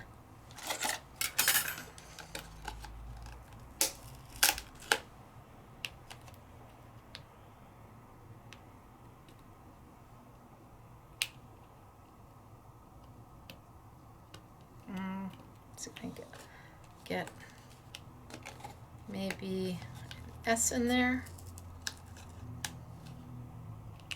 There we go. Here I can put 2 letters.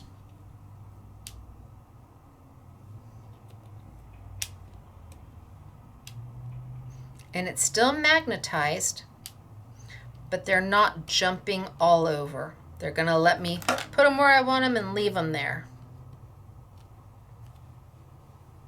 And then I can have just a letter up there.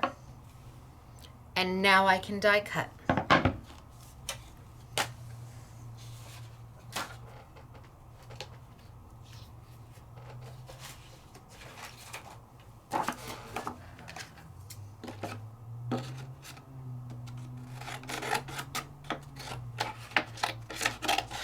So you may have seen sticky grid on oodles of YouTubes, but not necessarily using it for what it was intended for, which is to keep those finicky little small dies from flipping all over the place on your magnetic platform. Put your paper down.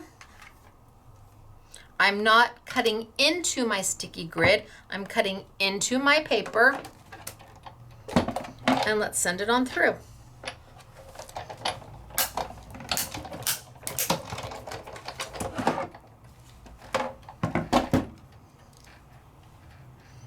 There's my little O.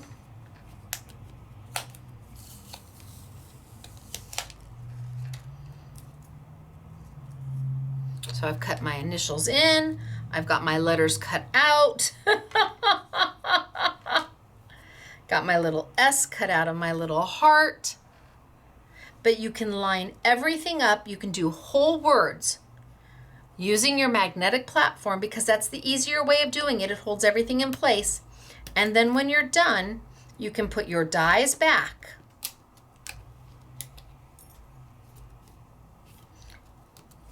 Take your dies off.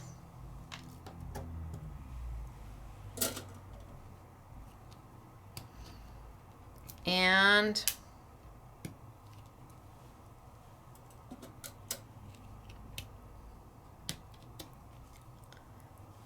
peel up your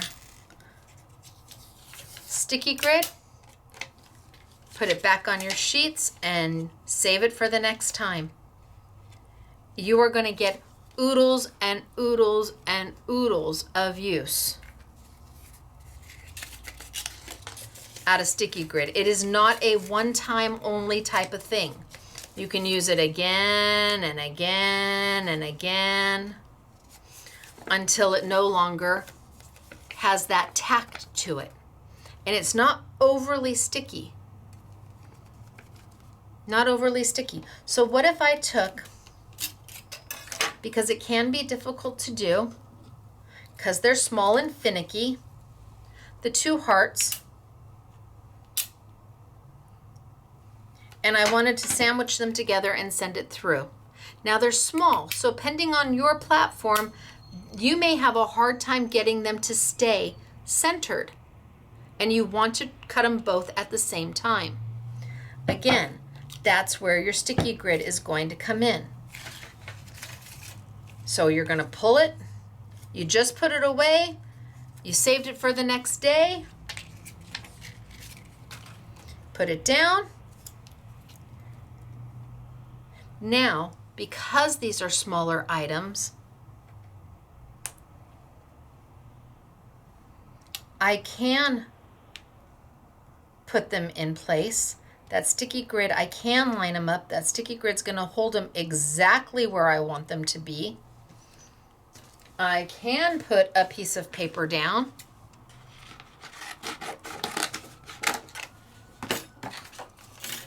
And send them on through.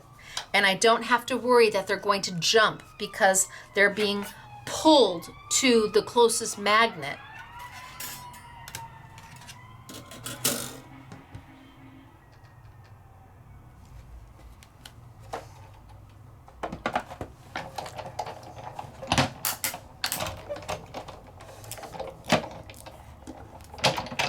Now, you don't have to have a magnetic platform if it doesn't work for you, or if you're just as happy using a Post-it note or a washi tape. But there, now I was able to cut my cute little perfect heart frame by nesting them together. And my heart solid. And nothing moved because I had that sticky grid. So then you're saying, well, why do they make it in such a bigger size if it's really for the finicky little small items? Well, it is, unless you want to spell something out.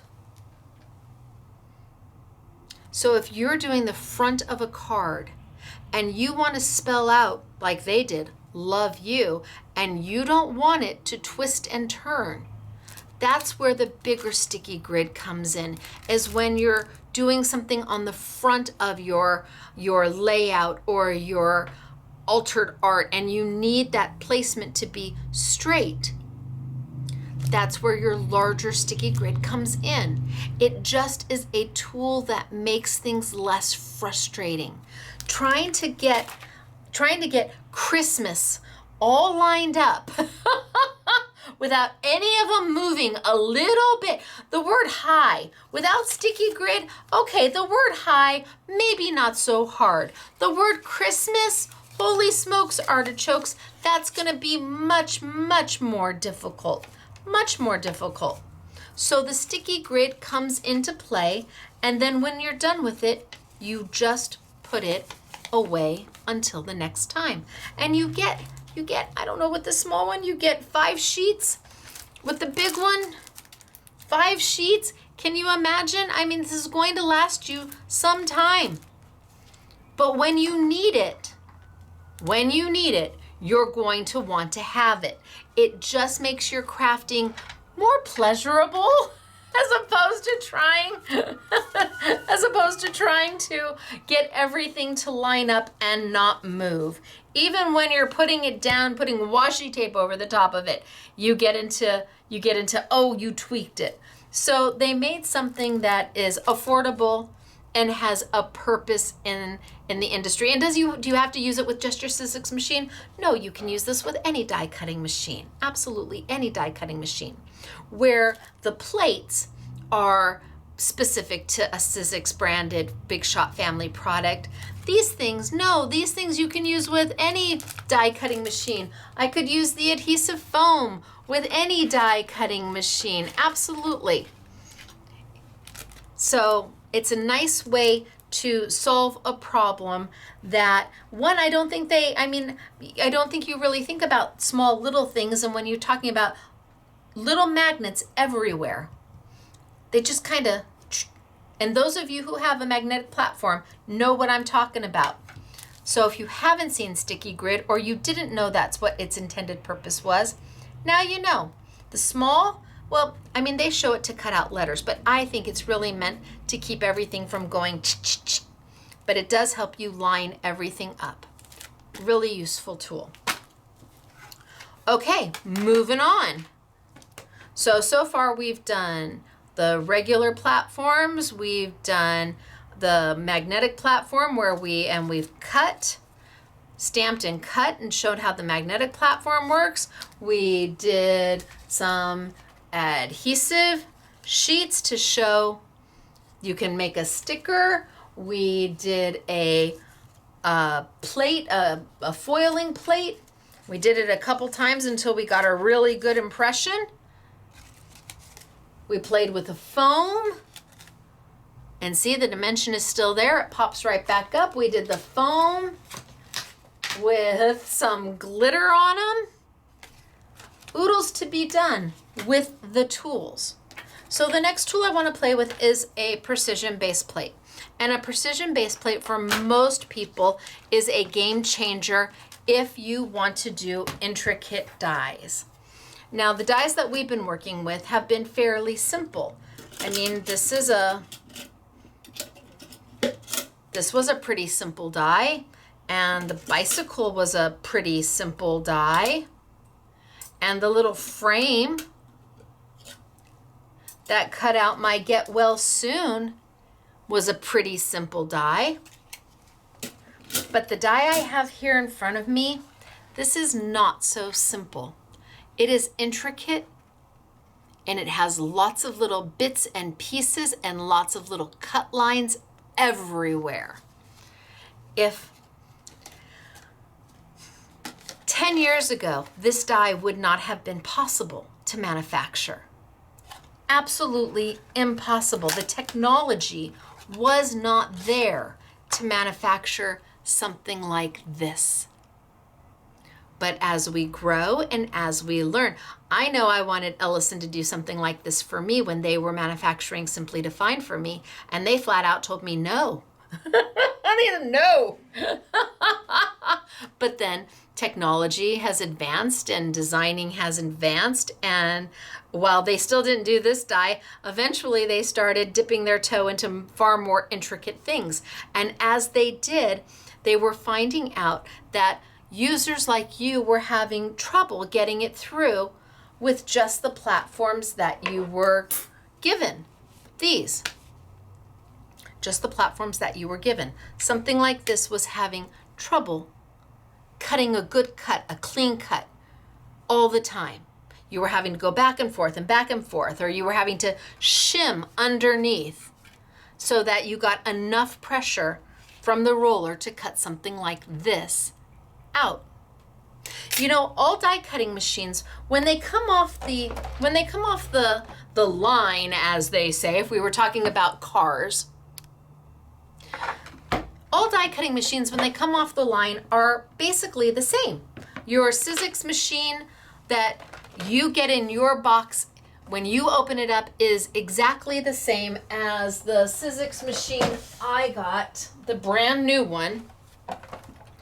When both of these came out of the box, they were identical. They were spec'd the same, like they made sure the tolerances were the same.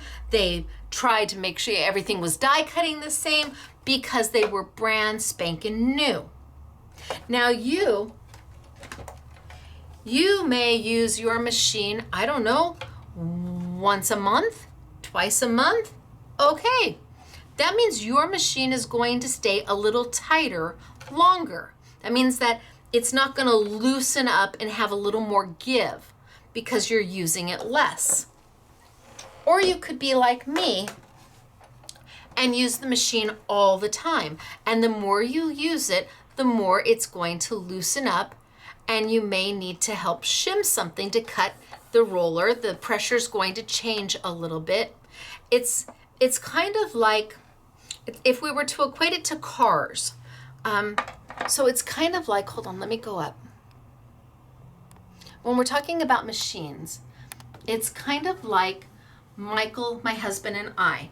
We both have, I have a Ford Flex, so does he. We have his and her Ford Flexes. Don't ask it how to do everything with his heart surgery and his stroke, but we have 2 Ford Flexes. And I drive mine to work and back every day, 5 miles each way. So very low wear and tear on my car. The tires are, they stay good for a really, really long time.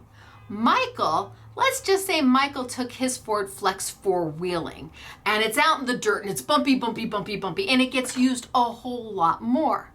Well, obviously, he's going to need to change his tires a little bit more than me. His car is getting used more. And that's the same with a die-cutting machine. When you get it right out of the box for the first, I don't know how long, it's pristine. But the more you use it, first off, the more you appreciate what it does. And I didn't want to use the new machine. I know my machine. I know what I can do with it. I know what product I have to use with what platforms with it. I know where the sweet spot is on my machine, and you will get to know your machine the same way as you use it over time. So while all the machines are the same when everybody gets it out of the box, we all get the same machine because it's just off the conveyor belt, the production line. Then it changes on how much we use our machine. So it's possible that with glasses, wait a minute. Oh, right there. It's possible that with this die, if you have a brand new machine, it's possible it might cut. It's possible. But if you have an older machine like mine that you have loved and cherished and have become friends with, you know it's not going to cut. And that's where the precision base plate came to be. Ellison, Sizzix, as technology across the board, from every die cut manufacturer, we were getting more detailed, more intricate, and me, personally, Stacy, pushed the boundaries early on. I really pushed for more intricate dies. But then there was a struggle cutting my dies. So the precision base plate came to be because Sizzix also started making more intricate dies. And with people who did not have a machine that was right out of the box, for most of us, we needed a way to successfully cut them without any frustration, without any back and forth and back and forth and twist and turn and up and down and right and left and shim, shim, shim, shim, shim. And that's why they came out with a precision base plate. So if you do any type of intricate die cutting, invest in your crafting, invest in your sanity, and get a precision base plate. You will find your life so much more fun. Okay, so let me cut. Now, what did I do with my precision base plate? See, this is what happens. I put stuff down and I move stuff around and, okay, oh, here it is. Hello. Okay, so precision base plate, down we go. Now the version I have is version 3. You're like, version 3? Yes. Just like everything in this world, you make one and then you learn from it and you do better the next time. And then you make another one and you learn from it and you do better the next time. So this is the one that they've had out for quite some time. I think this is probably the last version because it has been I don't know how they could improve upon it. They took all the notes from the last 2 versions and created this, and this has been out for years now. This is the chrome precision base plate. And the chrome is what allows you to cut into a die that looks like this and make you smile when you're done, because you are not sitting there trying to poke, or you're not trying to get little fussy scissors in there to cut little pieces off. I'm gonna cut this die we'll just do out of white paper, and I'm gonna do it without a precision base plate on my everyday machine, so that you can see what happens. You guys have seen this machine in my YouTubes for years now. And I know I should just get a new one, but you do become friends with it. You understand it, you relate to it, you know what it likes, you know what it doesn't like, and you know how it behaves. So I'm gonna grab my platform. So I'm just using my 6x6, cut that down. I've got my standard base, I've got my solo shim, I've got my 6-inch platform, because again, it's going to have less warpage because now it's got all of this metal giving it structure. And then another 6x6. And I'm gonna send it through. And let's see.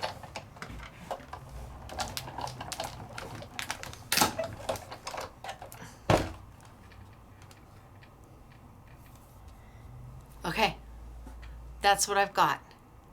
Can you see it didn't cut any of it? I've got around, it cut around, but nothing in the center is cut. I could even rotate it and send it back, and my guess is it's still not going to cut.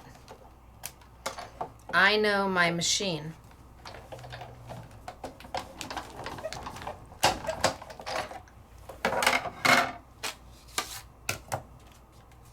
So I got a little bit more, a little bit further, but still,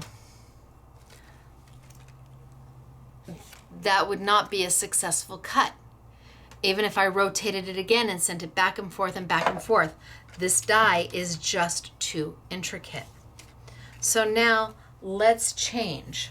Let's put on my precision base plate. And you use the precision base plate as your bottom cut plate.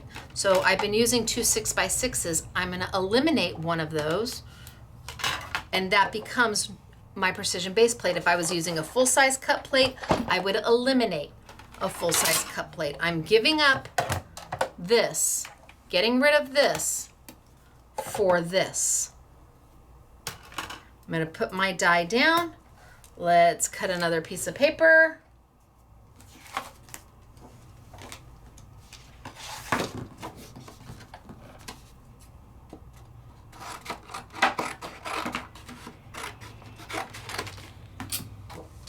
And this time, because I'm on the precision base plate and it is a full length plate, I'm going to use one of my full length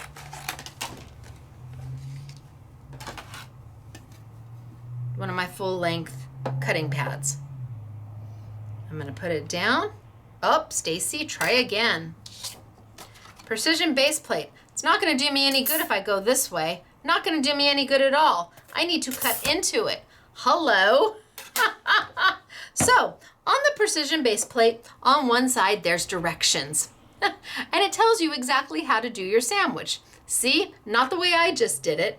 The most important thing to know is that you never want to cut into those directions. Never want to cut into them. So I don't want to put it down and then put my paper down and then my precision base plate and then here. Nope, that isn't what I want. I need that chrome side facing up, and I need my paper against that chrome side and my die against that chrome side, because it is the pressure between the die and the chrome that's going to force the better cut. Holy smokes, artichokes. All right, send it on through. Now it's going to be a little bit tighter when you roll it. Can you do it in a big shot switch? Yes, a precision base plate will go in a big shot switch. Now I can rotate if I want.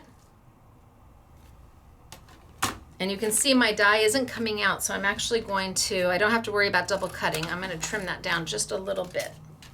Put it back on and send it back. And the reason I rotate is because every machine has its own sweet spot. Yours may be over here, mine may be over here. So if I send it back and forth without rotating it, it doesn't give the roller a chance to hit the die in a new way, forcing that cut, making that cut happen. Die cutting is all about linear planes.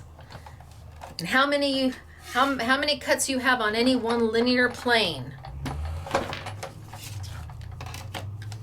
All right, so I rotated this one and I didn't use the precision base plate. I rotated this one and did use the precision base plate.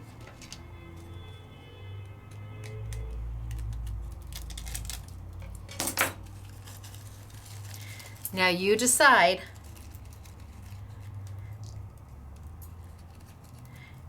how much is having a perfect cut and the no frustration worth to you if you are doing intricate dies.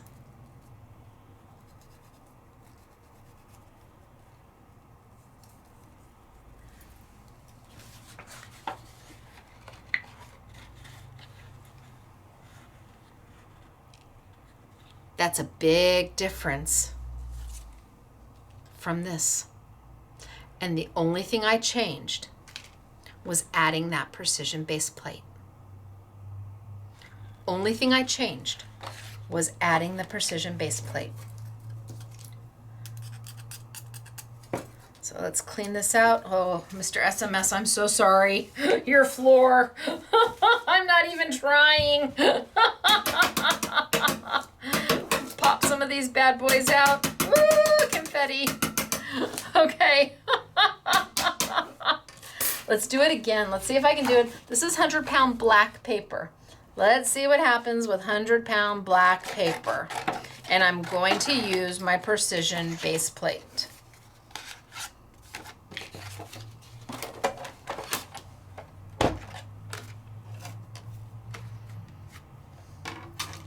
So, base plate, solo shim, precision base plate face up with your chrome facing you, paper, die, cut plate.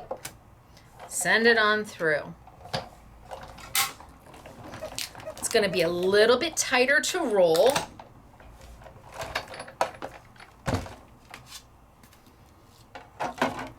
Cut some off the end because I want to rotate it.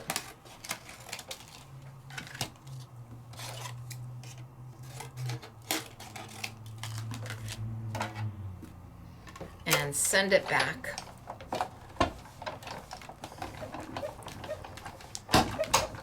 So this is 100-pound.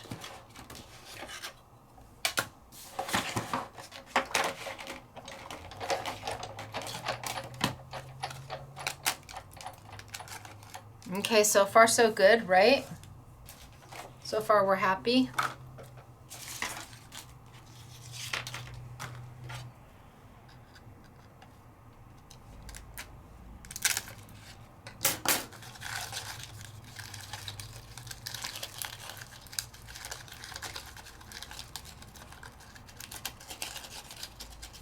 Mm.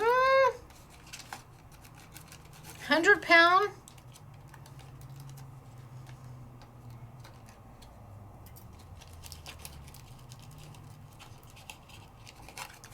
Close, but not exact.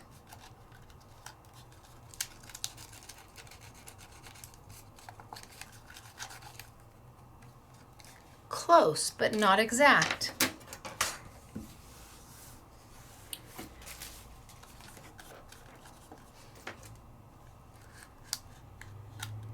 Can I put it back in and try again? So I'm going to click my die right back in place. You're like, you're going to do what? I'm going to click my die right back in place. It almost clicks right back in place. We'll see if I get a double cut. It's only black paper. And I'm going to try one more time. Only this time, I'm going to put it at an angle. You think I stand a chance? Who's giving me the odds? Let's put it at an angle and see what happens.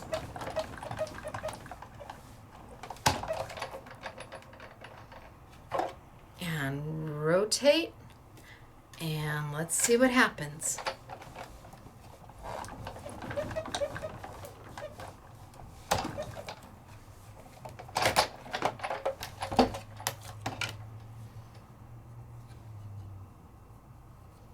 Remember, I clicked it back in place.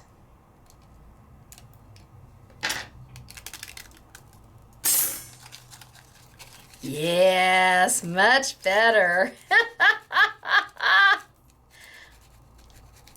So with my 100-pound paper, it worked better on an angle. Remember, I was talking to you about those linear planes and just going straight in and rotating it and going, well, going straight in like that and then rotating it this way, straight in, did not give me enough pressure versus going in at a diagonal. And that changed everything.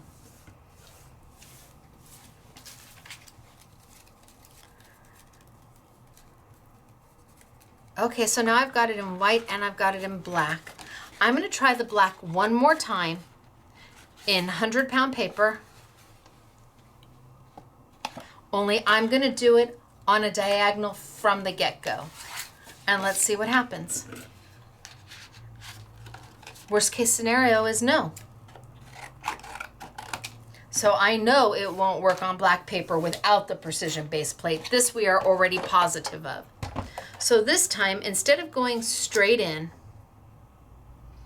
and then when I get to the other side, rotating it this way, this time I'm going to start it at an angle.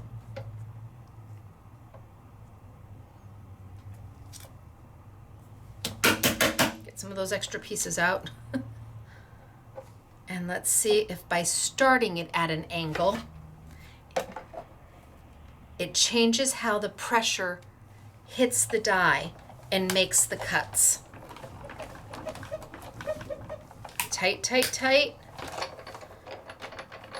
And then I'm gonna rotate, so I'm here, I'm gonna rotate there, and we'll see if it makes any difference at all.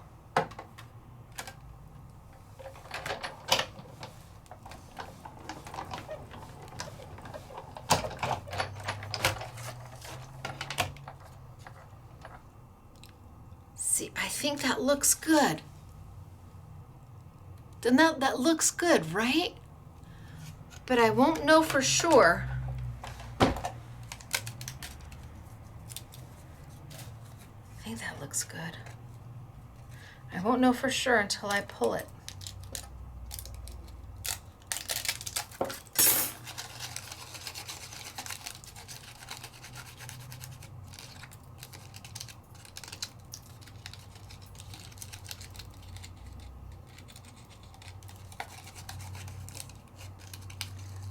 See, it wants to, but it's that same place. So now I know this die in my machine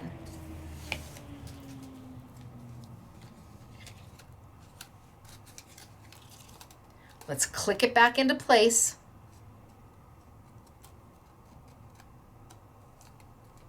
You're like, can you really click a die back into place? Yes, you can. And at this point, you're not going to use that anyway. So then let's send it on through and see if we can get it to go.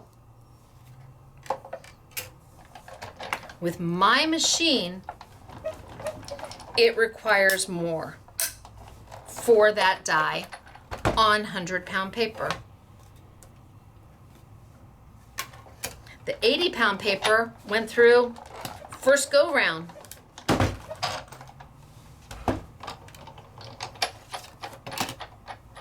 So this time, up and back twice. Oh, and that's what it did. My machine requires that. Now your new machine or the machine you own, it may only require 2 times. Every one of them is going to be different. Are you driving over bumps and going 4-wheeling with your machine? And it's a little looser? Or is it more brand new?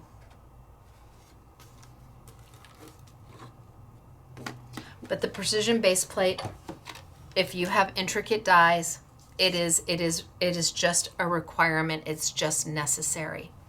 Now the question is always, can you use a precision base plate with a magnetic platform? The answer is yes, but why? I mean, I do it. Don't get me wrong, I do it. The minute you add your precision base plate to your magnetic platform, it takes away the magnetic property of the magnetic platform. Well, that was a good way to clean my die. Oh my gosh. New way to clean the die. Takes away. The minute you put that on, the precision base plate is what's magnetized to it, but not your die. Is it convenient? Yes, if you're using a magnetic platform all the time, I know a lot of people who will they use this all the time. This is what they used to cut with. They barely use the platforms that came with them because they're using wafer dies all the time, so they just use that magnetic platform. And from ease standpoint, because they don't want to pull the other 2 out, they just throw this right on top. And will it work? Yes, it will, and you can cut with it. Does Sizzix advise it? No, they don't. They would prefer that you not put these 2 together. And the reason comes back to all of those little tiny magnets. All of those little tiny magnets. When you're adding your precision base plate on top of a magnetic platform, you are changing the pressure structure of this combination. These weren't meant to go together. Now you're adding even more pressure than before, and it's possible to pop magnets out of your precision base or out of your magnetic platform. Have I done it personally? Have I ever popped a magnet? No. Do I know people who have? Yes, I do. They've broken magnets.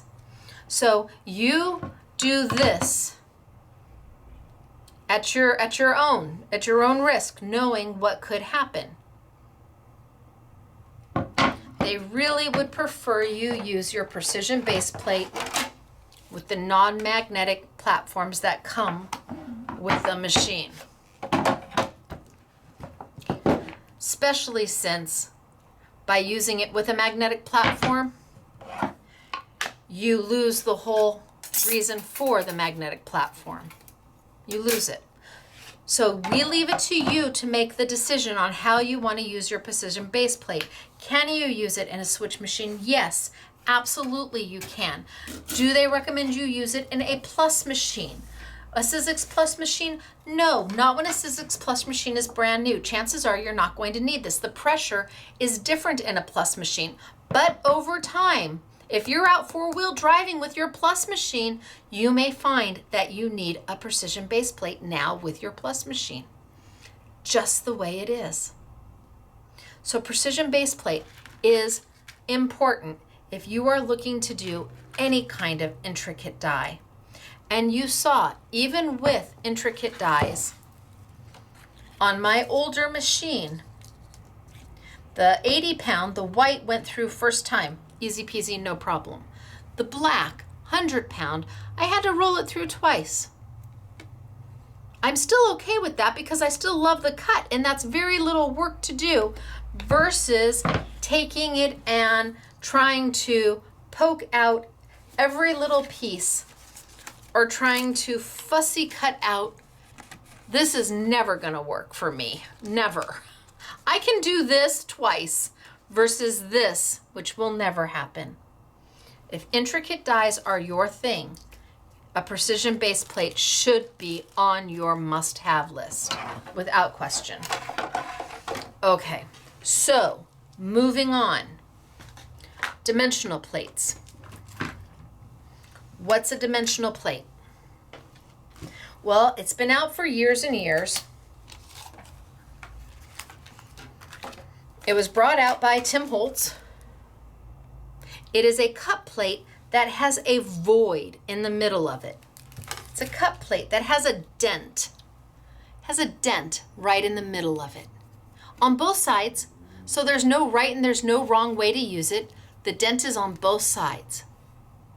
So when you're die cutting with something and you put your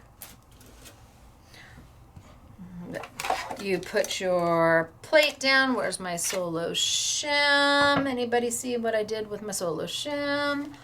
Hello, hello, hello.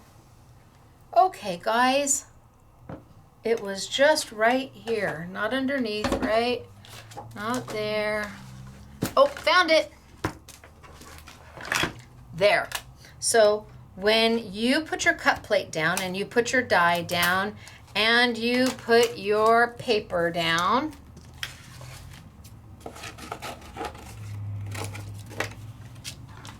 and you put your other cut plate down, it's those two cut plates that finish off the height of the sandwich you need to force that cut, to push that cut through so that you get something super pretty at the end, right? The dimensional plate has this unusual little divot. And that divot means that when the roller comes across it, there's no plastic there for the roller to push down on to make a cut in that area. It's very much like a diffuser. The roller comes across your machine and it's cutting, but then it gets to this space right here and it says, oh, there's nothing there for me to push down on, so it just rolls right over it and starts cutting on the next side.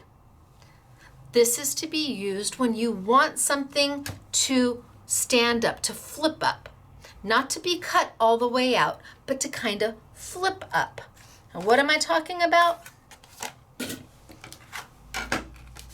So I have this die here,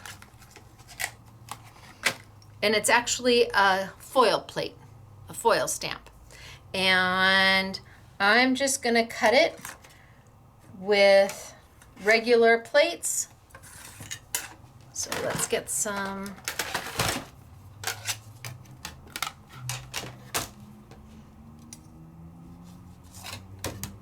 and some paper, plate, top, and I'm just gonna send it on through.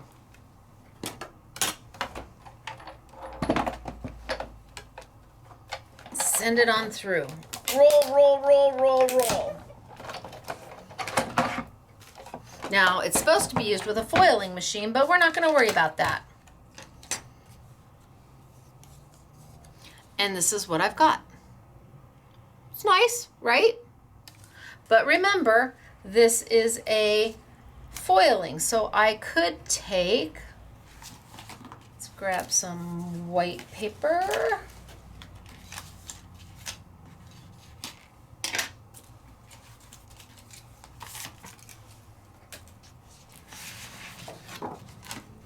cut off a little piece.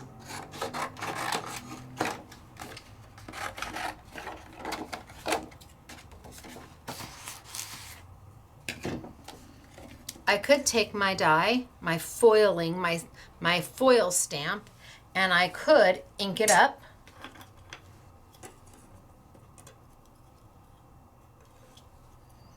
And ink, ink, ink, ink, ink, ink, ink, ink, ink.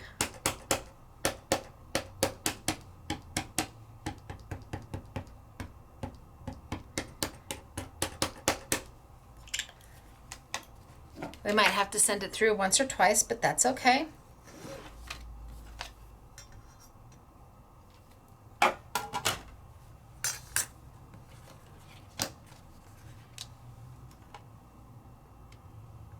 I'm using my 6-inch cutting pads to keep down on my warpage, and let's send it on through.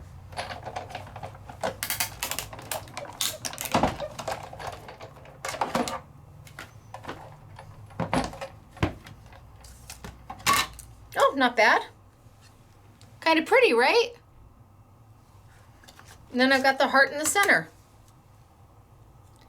But what if I change my top pad from this to the dimensional pad? Let's ink up another piece of, grab another piece of paper.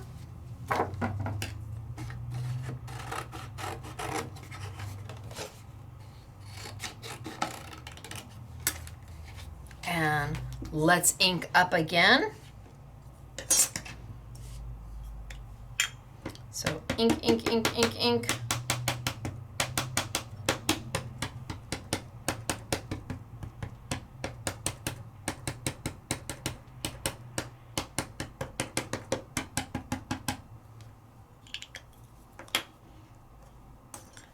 And die. And paper.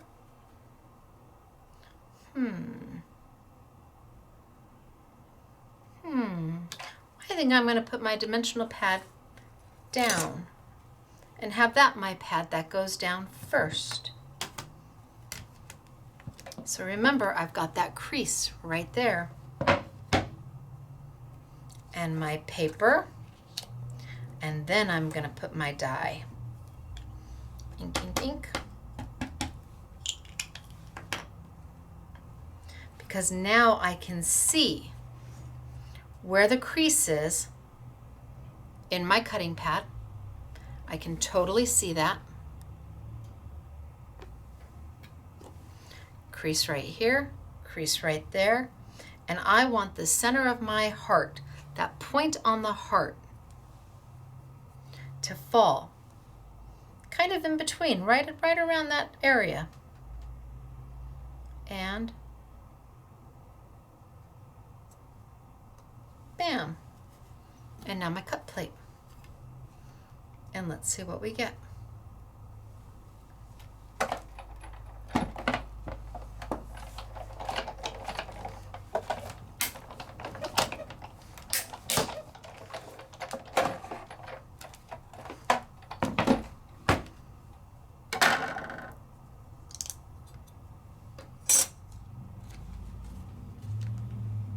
So now it doesn't come out,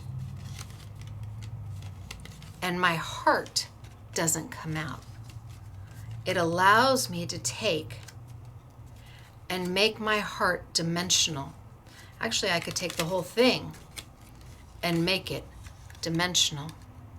Can you imagine butterflies and fireflies and dragonflies and bumblebees? And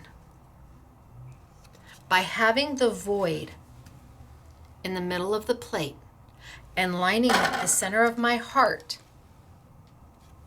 here, it kept from the entire thing cutting out, leaving where that void was, there wasn't enough pressure to add the cut.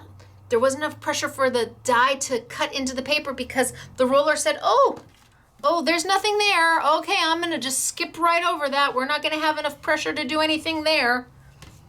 And it creates a dimensional object, which then, if you wanted to, you could, with very little work, pop literally 2 cuts, pop it out. And now your heart is dimensional, and you can put this against whatever paper makes you happy, and now your heart is dimensional. That is what a dimensional plate does. Let's do it one more time. Let me wipe down. So a dimensional plate's been around for a long time, and you may already own it, but had no idea what to do with it. It's very easy to use.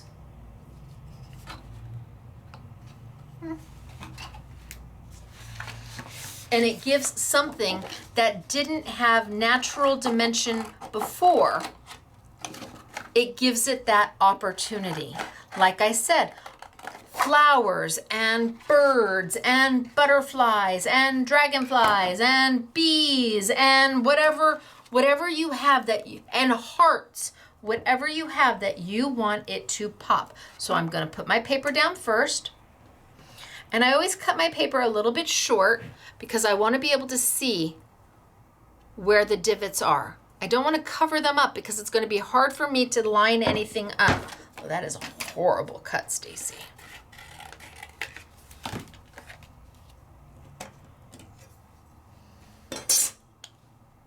I'm going to ink it up because I can.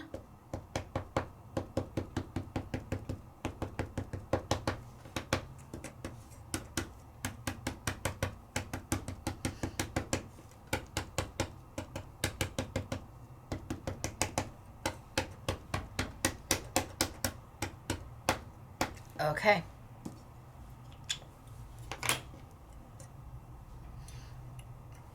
I'm going to line the heart, kind of where that divot is. If you're not exact, that's okay. You just got to kind of be in the ballpark. I think I'm in the ballpark. Time will tell. And the worst case scenario, it's only white paper. And I'm going to send it through. And again, I'm using my smaller cutting pads.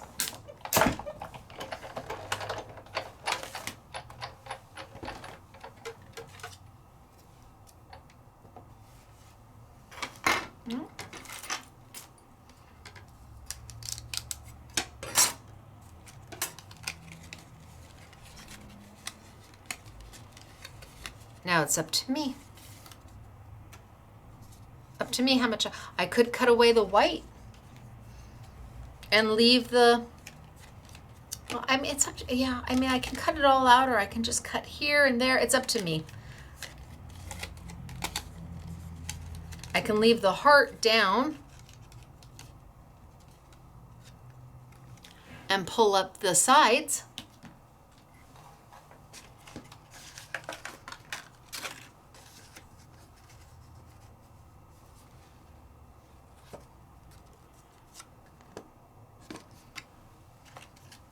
Or the other way around, cut it in, cut it out. It's an inexpensive platform that changes a whole lot of your dies. It all of a sudden makes them more than what they were for, I want to say it's under 10 bucks. I think it's under 10 bucks. I know it's not expensive. But when you have one tool that will give you the opportunity to change what you already own for under $10. Remember, this started out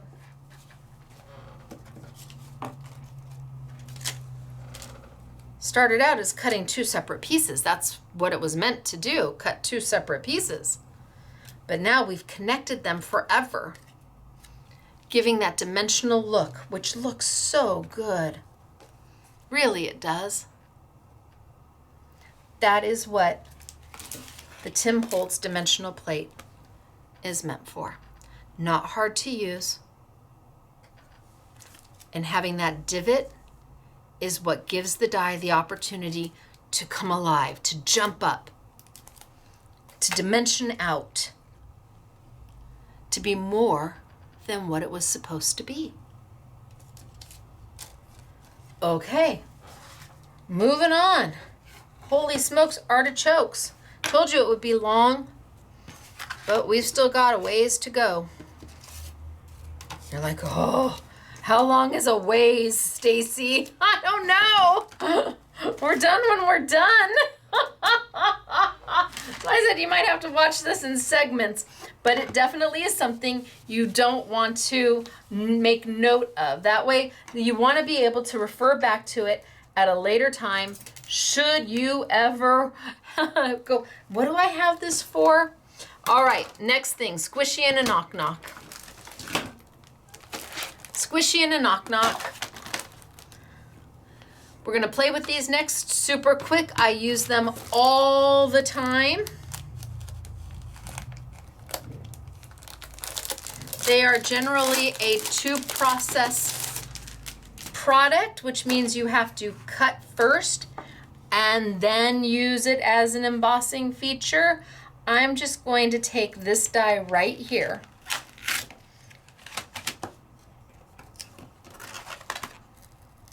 Come on. Man. All right, I'm going to take this die here, and I'm going to start with this one. This is a kaleidoscope die. It's one of my dies. It's a simply defined 4 dies. You use each layer. It's a layering die. I was also one of the very first to do any kind of layering dies. You take each layer to create an entire image, or you can pick and choose between the layers to create different looks. Okay, so 4 dies, it's on sale, but I'm gonna cut this one first. Now, I don't think that this is too intricate, so I'm not gonna use my precision base plate. Let's see what happens.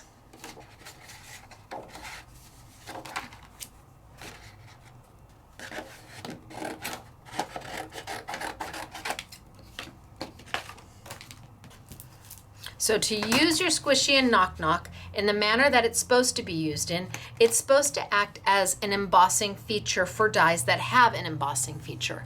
Now around this die, you can see this little ridge. See that little ridge all the way around the die? That's the cut line. That's what's actually going to cut the die out. But do you see these in the middle? You see how there's no little ridge around them? That's an embossing feature. That means, or a stenciling feature, or an embossing and stenciling feature. That means that when you use a squishy and a knock-knock with this, it's going to make the paper push into these little areas, giving that dimension without cutting them out because it doesn't have a cut line all the way around. Let's cut this and see what we do. So it's a wafer die. So again, almost anytime you use a wafer die, it's always going to be these two. So let's see if I want to use my 6x6 and let's do my, this one's very close to the size of the platform, but let's see what happens. And I don't think it's overly intricate, so I'm not going to use a precision base plate. I may be wrong. We might have to. Let's try. Ooh, ka-thump at the end. And if I want to rotate it just to be sure, hopefully I don't get a double cut. Time will tell. I'm a little long. You know what? I'm not going to try it. We're just not going to double cut. Oh, good. Yay. It's not intricate at all. Ha, ha, ha, ha, ha.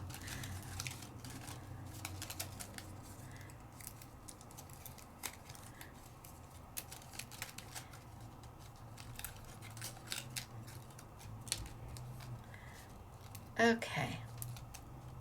So, there's my bird. That's one layer, just one layer of a 4-layer die set. But this is a layer that has that embossing feature. So now that I know that it's not intricate, I do think I am going to move to my larger plates because my squishy and knock knock are larger. But I know now I don't need to use a precision base plate. But let's grab my larger plates.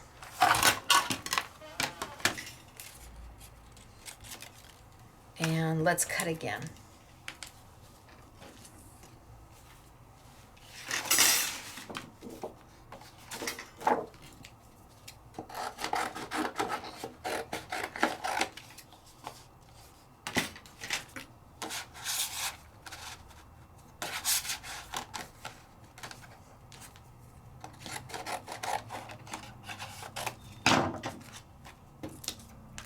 Okay, so I'm just going to do a wash, rinse, and repeat.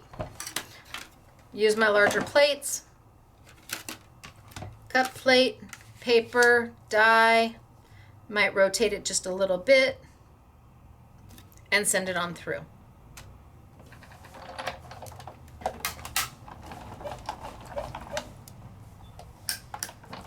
Okay. And if you want to rotate, you can. This time I'll just turn the whole thing around just to make it simple.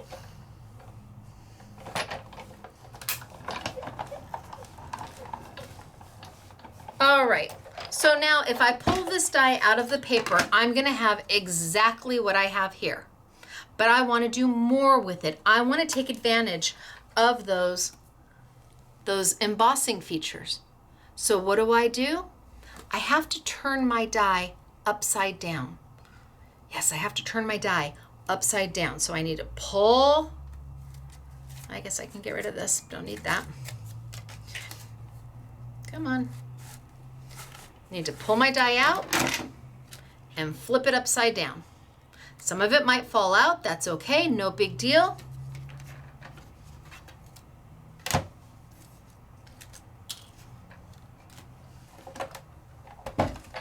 And put it upside down on my cut plate. Upside down. This is where the squishy and the knock knock come in. People get very confused about what to do with these. These are 2 peas in a pod. We use these almost exclusively together. There is one thing that we don't do exclusively together, but almost exclusively together. This is a silicone pad. It's called a squishy for, well, a very good reason. It squishes. As opposed to putting another cut plate on top, because we don't want to cut it anymore. We've already cut the die out. We want to force an embossing. And this squishy is going to go down first. Then we have a knock knock. Knock knock. It is a pad that doesn't bend. Doesn't bend. Pretty darn rigid. Not maybe as rigid as a cut plate, but pretty darn rigid. The difference is this is a different thickness than the cut plate. I know it doesn't look very much like it, but it really is. This is a little bit thicker than a cut plate. You can't have a squishy and a cut plate and make this work. You've got to have the squishy and the knock knock. And again, they're not expensive tools. I want to say they're maybe $15 for the 2 of them, and they never go bad. You use them forever and ever and ever. Now, as I roll this through my machine, what I'm going to do is the pressure on the white plate is going to be enough to push that silicone, that squishy, down into the voids of the die where there was no cut line, forcing the paper in there to make an embossing. And you're going to know if you're doing it right if the squishy comes out the back. Oh, Stacy. You got to get rid of the solo shim. So I tried to put it through with a solo shim, and I could tell immediately that it's too thick. My machine is saying, what are you trying to do to me, girl? Okay, I'm giving her all she got. Look at my machine, won't take it. That's one of the beautiful things about a Sizzix branded machine. If it's too tight, it won't go. You can try and try, but it won't. It's telling you, wait, stop, go back. So I know that my shim has to come out. And if I had read my base shim, I would see that it talks about embossing right here. So let's send it on through this time. And now my squishy is gonna come out the back end because that white platform is being pushed down by the roller, forcing that silicone to push into the paper, push into the die, and make an embossing. And you'll know that it's being pushed down and that the pressure is enough because the squishy will come out the back end. Can you see it? It didn't start there, and it's gonna get longer and longer and longer.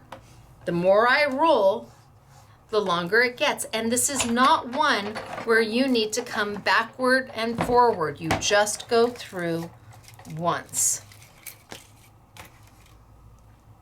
And then what you have is the embossing. There's embossing on there.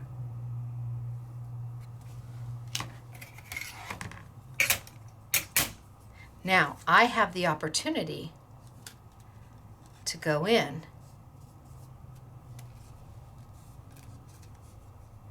and color that if I want. I've now pushed that paper high enough that it's coming up, up. It's not flat, it's now embossed up. And I could take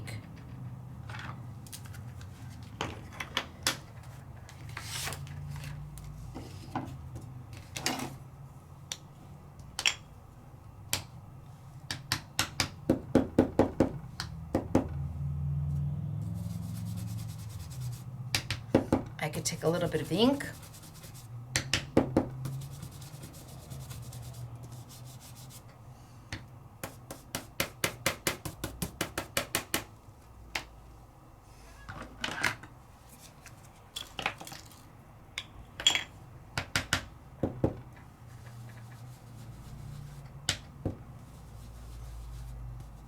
And while my die is still in my die cut's still in my die,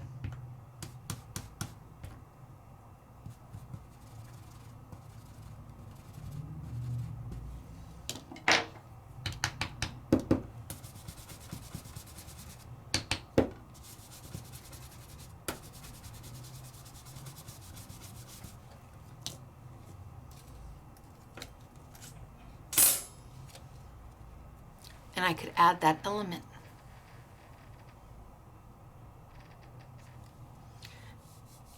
And I can see, I don't know if I can get a good, well, you know what, I can hit it with some ink just so you can see.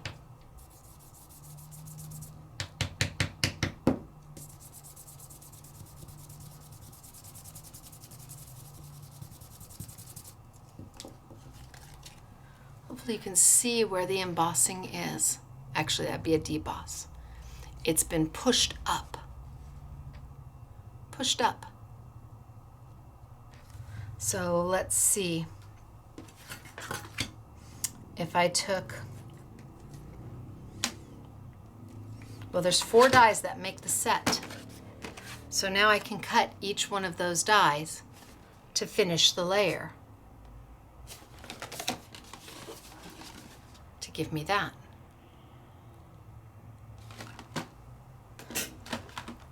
So let's do it one more time. One more time. I'm going to cut, and then I'm going to emboss. And this time, I'll remember to remove my solo shim.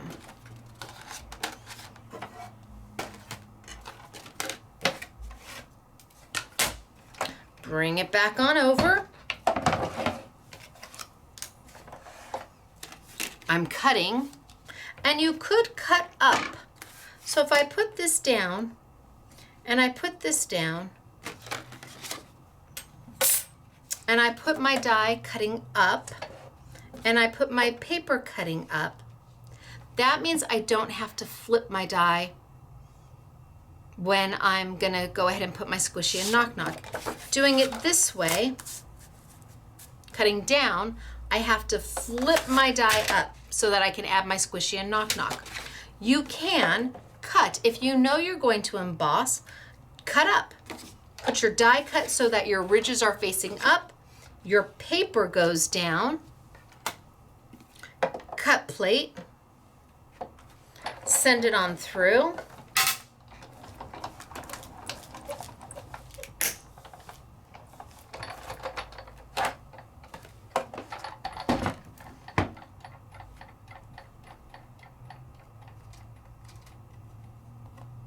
Come on.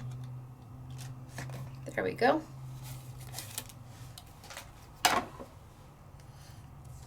So I know I don't need this. I can get rid of that. I know I don't need this. I can get rid of that. And now I just bring over my squishy and my knock knock. I didn't have to flip anything over.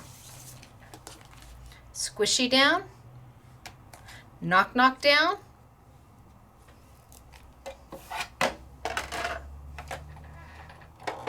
The squishy and the knock knock take the place of the top plate. Send it on through. Oh yeah, it's rolling like a dream. My squishy is growing. It's gonna start, yeah, it's getting longer and longer. See, I can see it starting to come out the back side. Absolutely. I don't wanna rotate. I don't wanna send it back. I can pull this off.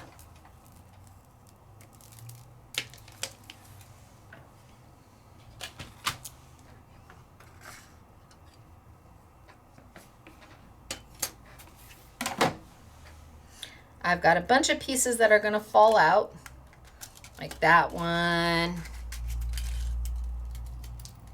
I can click my die back into place.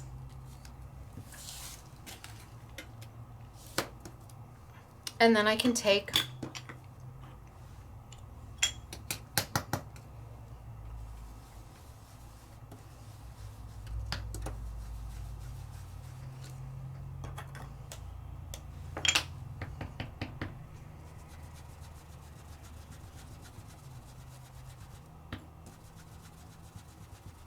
an ink.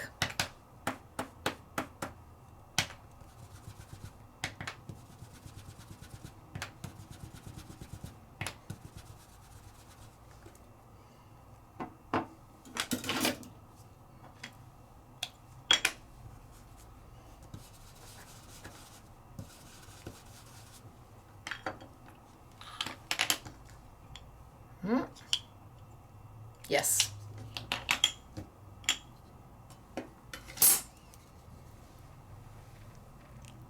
And not only do I have the ink, but I've got the raised dimensional surface as well. And then I finish it out. Super cute. Come on, out you go. Then I finish it out with all the other dies. Squishy and knock knock is when you want to use the elements of a die that don't have a cut line around it to make an embossing. Easy tool, useful tool. But we can do one more thing. So let's see, I want this. I think I want this. I have another foil plate, but this is a little different. The foil plates we were using earlier are cut and foil. This is just a straight foil plate. There's no cut lines to it at all. And this one does a very tattered, leafy background. So the earlier plates had cut lines and we could cut them out and ink them. This is just a straight foil plate. And you can see how thick it is. I mean, it's really thick. It's much thicker than this. It's got to maintain the heat when you're foiling it to transfer that image. But I wanted to use it also as a stamp and cut. It's not going to cut the edge, so it's more of just a letterpress type of stamp image. And to do that, it's all about the inking and what sandwich you use again. So not all foil plates are the same. Is that gonna go? I think so. Not all foil plates are the same. My plates specifically, I mean, here's one that is a cut and foil and it's a little bit thinner, and one that is a straight foil that is much thicker, much bigger, much heavier. So let's go ahead and let's play with it. I want to transfer the image. So let me ink it. And maybe we'll use some soft olive. Let's just add some ink.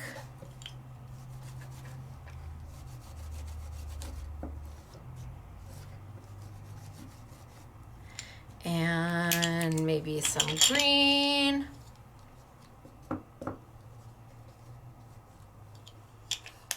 And maybe some rust.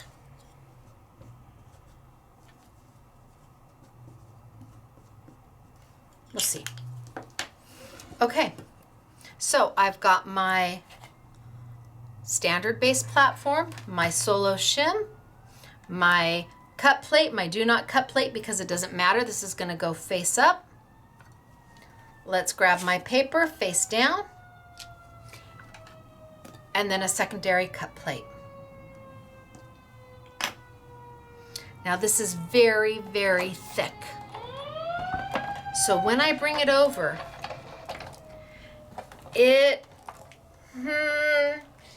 no, it's saying, I don't know. Yeah, it'll go.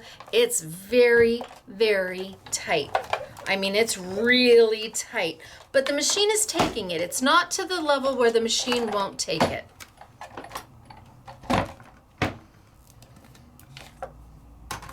And I've transferred my image. So wherever I had ink, it transferred. It was a very tight roll, and I'm going to tell you, it was so tight that it slightly warped my plate. Can you see that? Slightly warped my plate. And this is very thick. There's no real bending it on back. It's still good, and you can still use it, and you can still use it with your foiling, yes. But I'm not crazy about how tight that was. I'm like, I don't think so. I'm not so happy about that. What else could we do to get the same, but not have it go, right? The machine's expensive. I don't mind ruining my machine. I'm gonna mind if you ruin yours. I wanna show you what not to do. So the most logical thing to do would be to take away the solo shim, right? Logical thing to do, take it away just like we had to take it away with the squishy and the knock knock. Say bye-bye solo shim. Let's re-ink up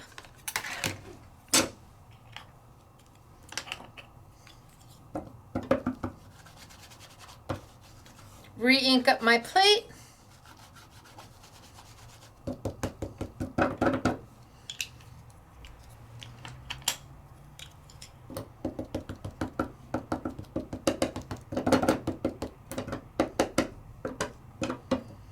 This time maybe we add a little bit of raspberry to it.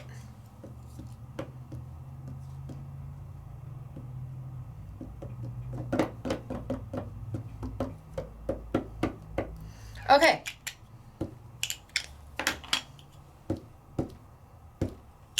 Logical thing, move away your solo shim. So I took the solo shim out, said bye-bye solo shim, and let's put it on. Put our paper over the top. Plate. And let's send it on through.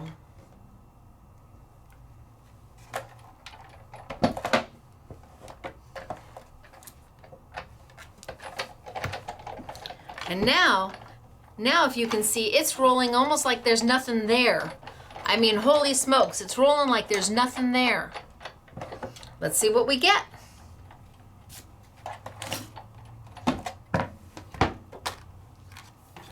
Well, we got nothing. With the solo shim, it's almost too tight. Without the solo shim, it's not enough.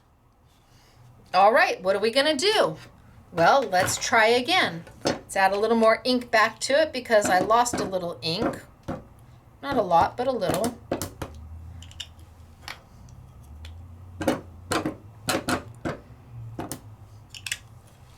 Aha! Knock, knock. Remember, the knock, knock's just a little bit thicker. Just a little bit thicker than a standard cut plate. A little bit thicker than a cut plate. So what if we use a cut plate below? And here. And we'll use the back side because paper has two sides. I put it on top. And this time I use my knock knock.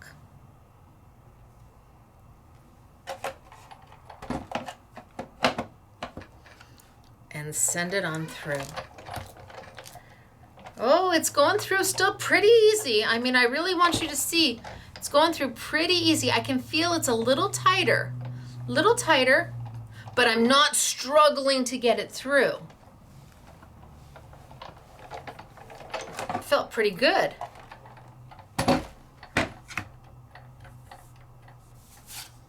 And we transferred the image without it going, ugh.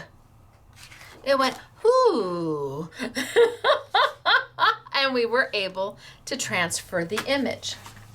So when you're playing with the things that you own, the different tools that you own, you have to be willing to try. This is not what this was meant to do. No, it was not meant to be used as a letterpress. Absolutely not. Am I using it as a letterpress? Yes. Why wouldn't I? It works beautifully. Ink, ink, ink, ink, ink, ink, ink, ink, ink, ink. Why wouldn't I do it? A little blob there. You have to be willing to take the dies, the embossing folders, the foiling plates, and pull out all the different types of shims and plates and accessories and tools to see if you can get done what you want to get done. If the machine doesn't like it, you saw it. It told me, oh, this is really tight. I'm not so sure about this. So I tried a different way.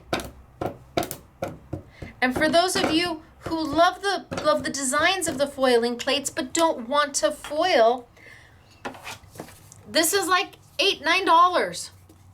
This gives you the opportunity to play with all the foiling plates without having to foil. You love the designs, you want to transfer the ink, but you don't want to do all the foiling. I hear you. Could you throw embossing powder over this and then send it through and and then put your embossing powder down? Sure. Could you do glitter? Could you put Essentials glue pad down and then do this? Sure. Why not? There's so many options. You can transfer any kind of medium.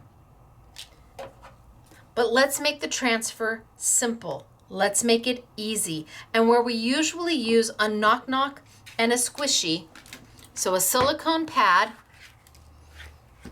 and an impression pad together, this time we're taking the impression pad and making it do something to enhance another type of die. Look at how easy that rolls through. Can I bring it back if you want?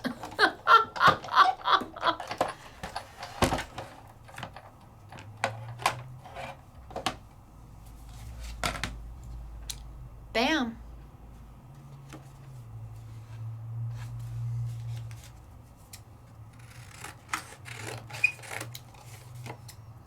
Think about all the beautiful things out there that you never thought you could play with, that now you look in a whole different light. Boy, you sure do look at foiling plates in a whole different light.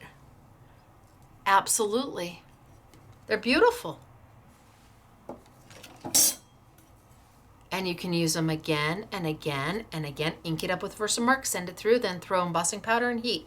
Ink it up with a two-way glue, an Essentials glue pad, send it through, take it off, throw your glitter down, let it go tacky, then throw your glitter down. Sure, there's a million different things you can do. And it has nothing to do with foiling. This one is just much thicker than the cut and foil.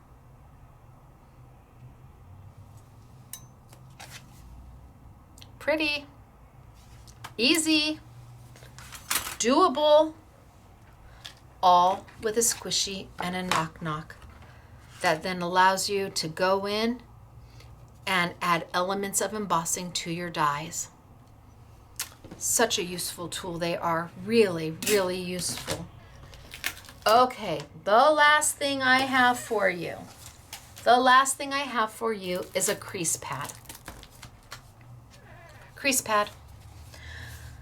So this isn't a squishy and it isn't a knock-knock. Knock-knock, squishy. I call this a thud. It's a thud pad. Thud, because that's what it does. It kind of thuds. Now, why did the names come to be? Just quickly, years ago, well, not too many years ago, let me tell you, but a while ago, Ellison had these three in all the same color. They were all black. All of them. For years and years and years, they were all black. And so when I was teaching on camera with you, like I am now, I could not tell you. It was hard for me to explain which was the silicone, which was the impression, and which was the crease pad, because they were all black. It took me guilting. I really do think it took me guilting Ellison for years. I would just look straight in the camera and say, come on, people. Plastic comes in a million colors. Let's change it up. I mean, I was shameless about calling them out on this. So finally, they decided to change up the colors, and I'm fine with them. I'm fine. You've got the gray, the white, and the black. But it is forever known as a squishy. This is the silicone pad. This is the knock-knock. And this is the thud or the crease pad. And we have people who will call Ellison Sizzix and say, I'd like the squishy and the knock-knock. They had to learn my terminology. I think it is really forever known as a squishy and knock-knock. But today we're gonna play with the thud. We've already played with the squishy and the knock-knock. Let's play with the thud pad. What does the thud pad do? Well, originally it was brought out for dies that were steel rule dies. Those are the thick dies, and those thick dies do not need this platform. The thick dies are this thick, so you don't use when you're using a steel rule die. Tim Holtz Alterations dies. There's lots of old Sizzix dies, bigs. Their bigs dies are steel rule dies. They're thicker, and the design of the die tends to be simpler. And the reason it is because they take a blade, it has an actual blade, and they form it around to make the design. So unlike this die that is chemically etched, that can have all of those cuts in it, you would never be able to do this with a steel rule die. In fact, you wouldn't even be able to do this with a steel rule. I mean, it's very difficult to do this with a steel rule die because somebody has to form the blade around the entire design, which makes them a little more money. They tend to be more expensive. Big's die, I think, is like, I don't know if it's $20 or $22. So they tend to be more expensive, but because they have a blade, they are able to cut heavier materials like leather and flashing and acetate, things that are much more meaty, a heavier material. Fabric, amazing, really amazing. So the crease pad came about because Sizzix started to make dies that were steel rule and had a creasing element or a scoring element into it. Eileen Hull makes lots of dies that have a scoring type of element where you need it to score and not cut. So you use a crease pad. That is what is made to use for the type of dies that Eileen makes. Sizzix has lots of them. Tim has a few of them, or at least had a few of them. So this is really intended to be used for a steel rule die that has a scoring element to it. I wanted to take it and make it something more than what it was. So I was playing with it years and years ago and found out that you can do something absolutely magical with this die, or with a crease pad. Maybe I'll do it on, do I do it on white or do I do it on black? Let's do it on black. Why not? So I'm going to grab another kaleidoscope die. Again, this is a layering die. This is my die. You've got a background die, and then you've got 3 layers to make the finished image. Again, I was doing layering dies way before layering dies were a thing. I'm going to use the one that has the most detail.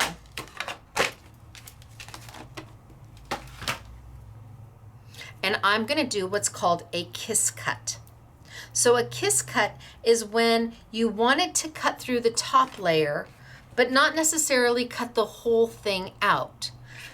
Let me see if I can explain. I'm going to grab a piece of Stacy tape. So we have Stacy tape here, and this is a 5-inch roll. You cannot do this technique with the Sizzix adhesive sheets. It just won't work. Remember all the way in the back when we were playing with the Sizzix adhesive sheets? This just won't work with the Sizzix adhesive sheets to do this technique. I'm going to take some of my Stacy tape, and I'm just going to, it is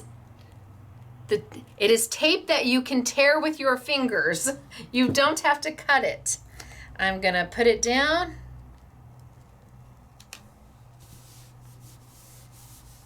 So right now, this would very much be like the Sizzix adhesive sheets, only a whole lot stronger.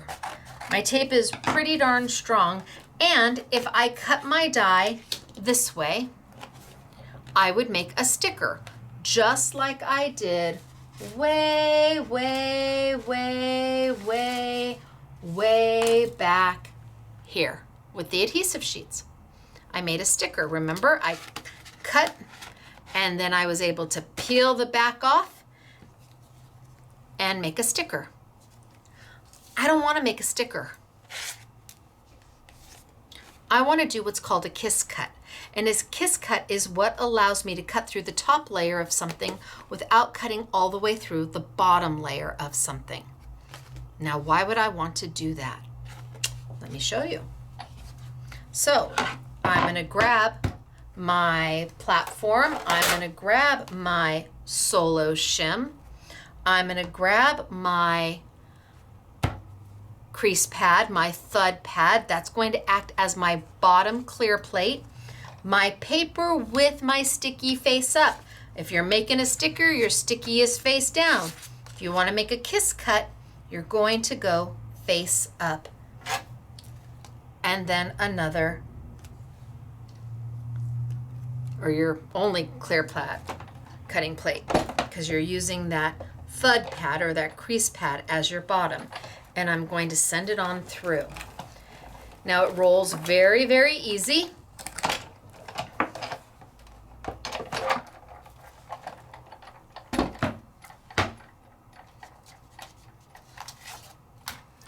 And this is what I've got. So it didn't cut all the way through the back. I can't take this out. Can't take this out. But what I can do is take my tweezers and decide what I want each element to look like. So I could come in and let's see, I've got this blue here.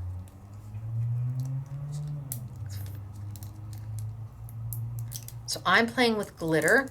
Now you could use embossing powder because Stacy tape is heat resistant. I can expose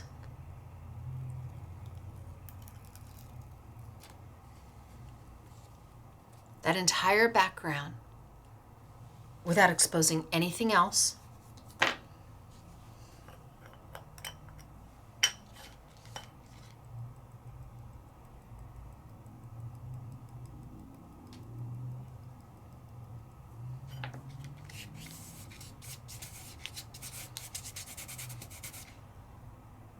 and I could glitter it in my blue without putting blue glitter anywhere else. Not anywhere else in my image.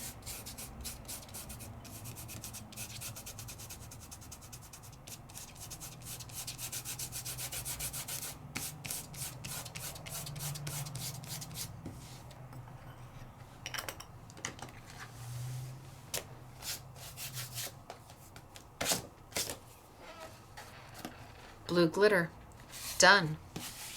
Now I can go in and I can pull up different elements of my image and glitter it or emboss it any color I want without interfering. So let's say I want to do,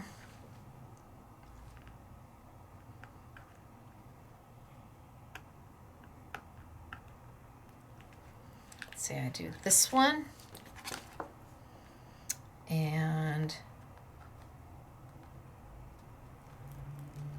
that one and that one and that one and that one. Can you see? I'm pulling up the liner from my adhesive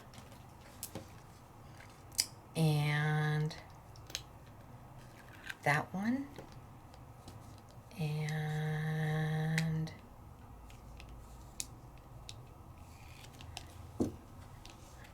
this one.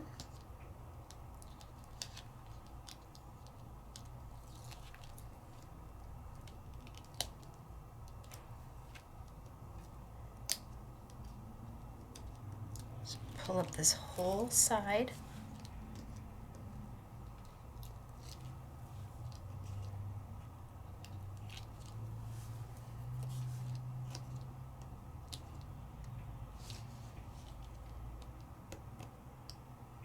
And I can glitter this whole side a different color. It doesn't have to be blue.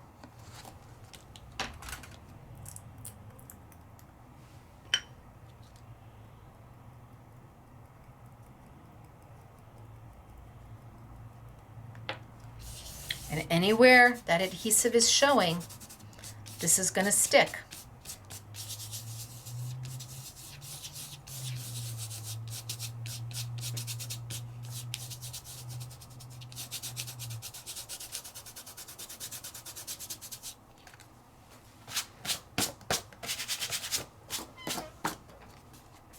So my blue stayed blue and my gold is gold.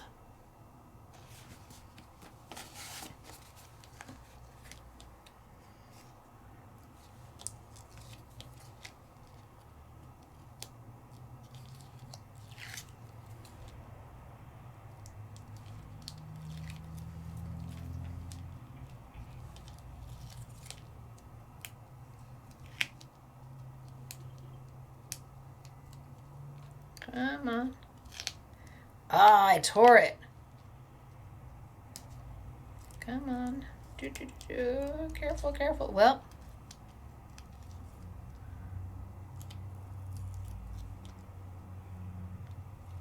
There we go. And here.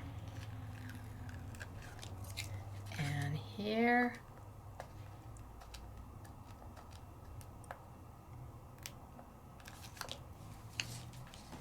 And let's just get all of these off, because if I'm going to go this far, I might as well finish. I am not going to be like Les Miserables, who had almost a 3-hour movie and cut Eponine as she was singing her dying song. Cut 30 seconds of her song on a 3-hour movie. It's like, really? Really? Really?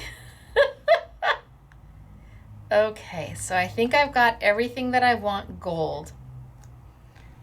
And I've kiss cut. Gonna come out? No. Okay. We'll do this one. I think I've got everything I want gold. Come on. And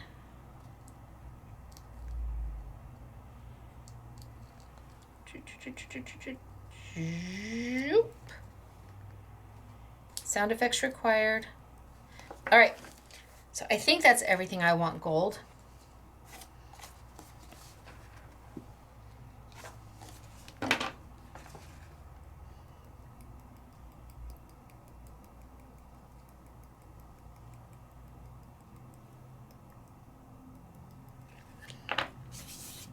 And it doesn't matter whose glitter you're using. We've got Stampendous glitter at a phenomenal deal.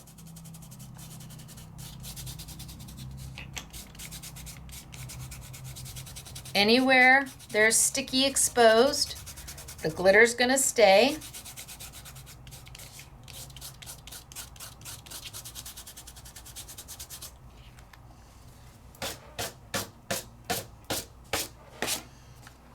Almost there. Now, I think I will do this piece and this piece. And I opened this one up already, yeah? So we'll just use this one. See how I'm able to use all different colors without them mixing into each other? You have to be able to kiss cut.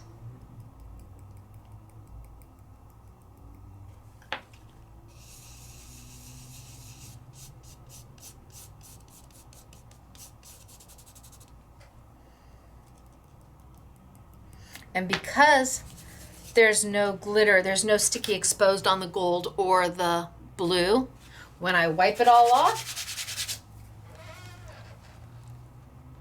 it doesn't affect it at all. And then last but not least, what if I take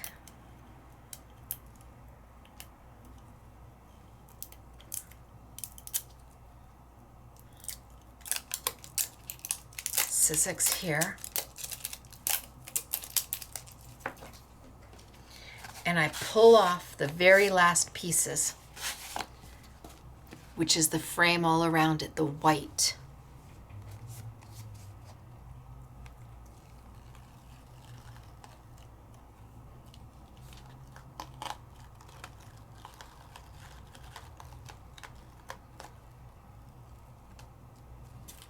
Now, everywhere that doesn't have sticky won't get any more glitter, but all that black exposed is ready for some kind of glitter. Do we want to go dark glitter?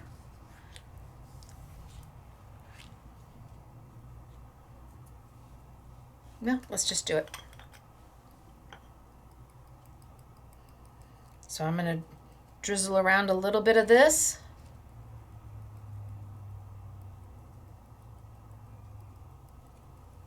Remember, I've got the whole frame.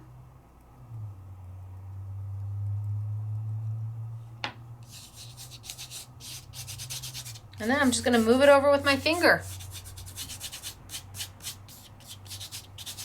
And anywhere there's sticky, it's going to adhere. And if there isn't sticky, it's not.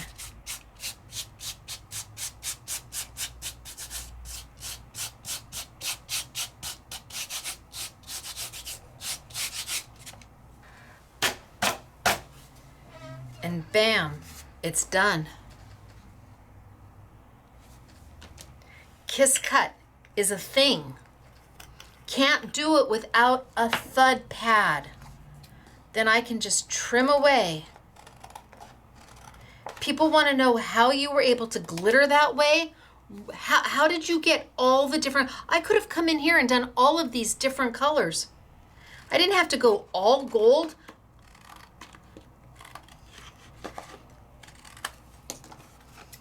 And it's clean and it's easy and there's not glitter absolutely. I don't have it everywhere.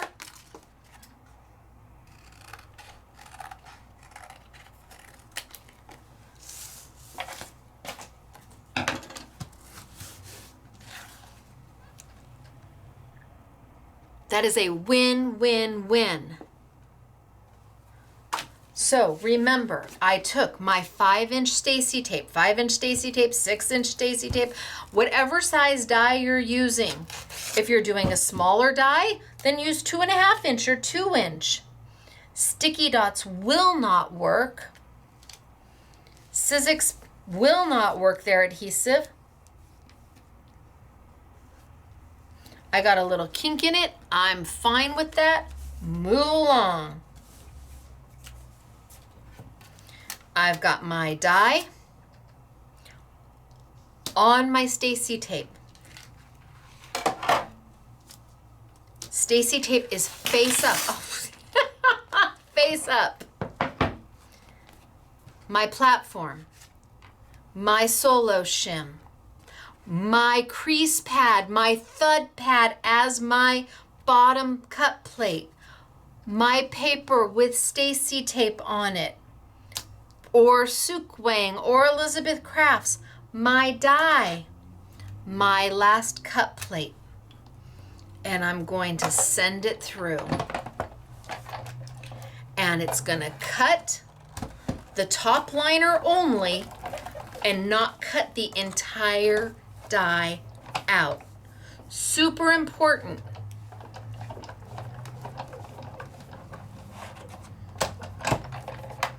If it were to cut all the way through, I wouldn't be able to get this. And now you just start peeling them off one at a time, and it doesn't matter where you start. I could have started with my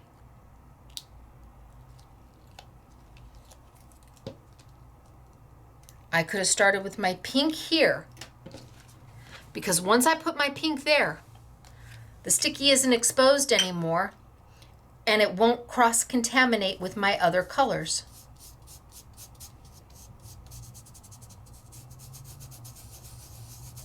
Once I've done that,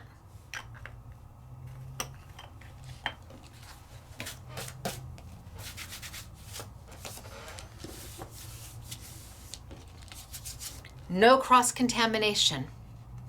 Then I could take and do the sky. Then I could take and do my flowers. Then I could take and do my frame. You choose the order you want to do it in and the colors that make your heart happy. It's all about the kiss cut, and you can't do the kiss cut without the crease pad, aka the thud pad. Now, it may be a thud pad, but it certainly is not a dud pad, that is for sure. But did you know how useful it could be? You may have one and go, why did I buy this? I don't know why you bought it then, but let's see what you can do with it now. It's beautiful.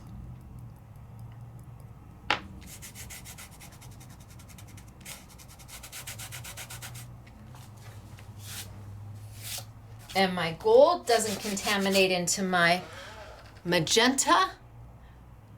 And I just keep on coloring until I get to what I want. That is a Sizzix crease pad. Not doing what it was intended to do, but who knows what it was really intended to do after all. It was intended to be a tool to be used. Just that we found more uses for it, well, that's only the benefit of this. Okay, you guys, we have done a lot, and this has been a really long class. I know. You may have left me a while ago, or you may have fast forwarded through me, and that's okay. Some of this you may have already learned and known, and some of it may have been brand new for you. All of it may have been brand new for you. You may have these tools and no idea why, or you may have these tools and remember why you have them. The point is, tools are not consumable, so for the most part, you buy them once and you use them again and again and again, and they elevate from the nice and simple and basic to the more wow. And sometimes you want to do nice and simple and understated and basic, and sometimes you want to do wow. And sometimes you're like, I really, really like that item. I really like this. I love this plate. I want to use that as a foiling plate. And maybe it's a, I don't know, somebody else might sell something like this for $25, $26. It's an expensive plate, I can tell you. But you're thinking to yourself, can I really justify it for $25 or $26? Well, if you can do this, you can. And if you can do this and with Versamark and then emboss it, you can. And if you can do this with Essentials glue pad and then glitter it, you can. It makes the cost of some of the things you want a little more palatable when you know what more you can do with them. But you can't do it without the tools. You've got to have the foundation to start. And as you become more and more adventurous, you grow into those tools. I sat here and played. I mean, I've been doing this for a really long time, don't get me wrong, okay? But nobody came to me and said, Stacy, take a thud pad and make it into a kiss cut. No, I was playing. And that's what you need to do, is get these tools out and think of the techniques. Think of the finished product you want it to be and how would you get it there. It may take 1 or 2 or 3 or 4 tries with 1 or 2 or 3 different combinations of tools. You may never get it there. The tool that's going to get there hasn't been invented yet. But you don't know, right? You have the foundation with the machine. You've already got the machine. Now let the machine work for you. Let it do its thing. You throw the creativity in and let it do all the heavy lifting, right? Absolutely. Take away some of the frustration by having a precision base plate. Add a little more by having a squishy and a knock-knock and utilizing the embossing feature. Make things simple for others by having the Sizzix adhesive sheets on the back of your paper so the minute they die cut it, it's an instant sticker. You want to see somebody go, psh, have them make a sticker. You would think that you would honestly think that they painted the Mona Lisa. Honestly, it's a sticker. I know. But the joy that they get from it is intoxicating. It creates a feeling in you of wanting to share more of what you do because they get so excited, especially the little ones. Let them make stickers. Let them. You will have the best time watching them make stickers. It's like Christmas morning every time you get to play with some little ones who get to create, because they don't get this in school, not anymore. So you get to give it to them, but you also get the benefit of seeing that joy in their eyes. Your best friend who is always poo-poo. She loves the cards you make for her. Don't get me wrong. If you bought her a store-made card, you'd be on the no-no list. She loves them, but she's always like, oh, I would never do that. Have her sit down and die cut something and make a sticker out of a die cut. Put it on a card, put a sentiment, and she's done. And all of a sudden she's like, hey, I did that. And you're like, uh-huh, oh snap. So, again, I know it was long, but the tools that are made for this machine are impressive and unique and thoughtful and creative.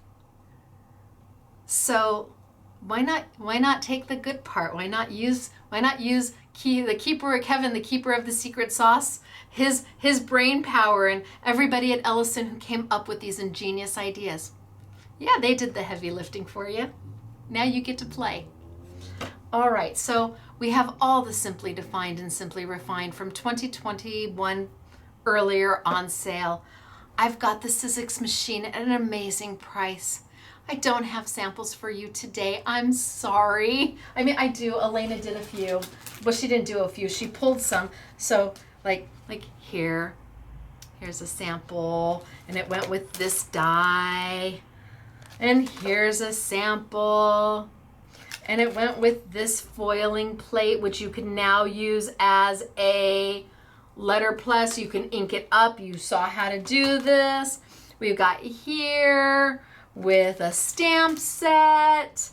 I mean, yeah, Elena put some together for me to show you, but it has been long, and I know y'all have things to do, just different things through the years that we've done. You guys decide what makes your heart happy. And hopefully when you pull out your Sizzix Big Shot machine and you look at the tools and you're like, what was I supposed to do that? You've got it written down somewhere. Oh yeah, Saturday with Stacy, YouTube number 481. All right, you'll find all this product, especially the Simply Defined and Simply Refined, because those are exclusive to me. Those are mine at scrapbookingmadesimple.com. For the tools for Sizzix, visit your local independent retailer and then come shopping online. And if you're just starting, well, find the best price you can find on the Big Shot machine. Might not be me, but that's okay. We're at least competitive now. That's okay. As long as you start, you've started. All right, you guys, Merry Christmas to you, and I will see you next week. Bye, everybody.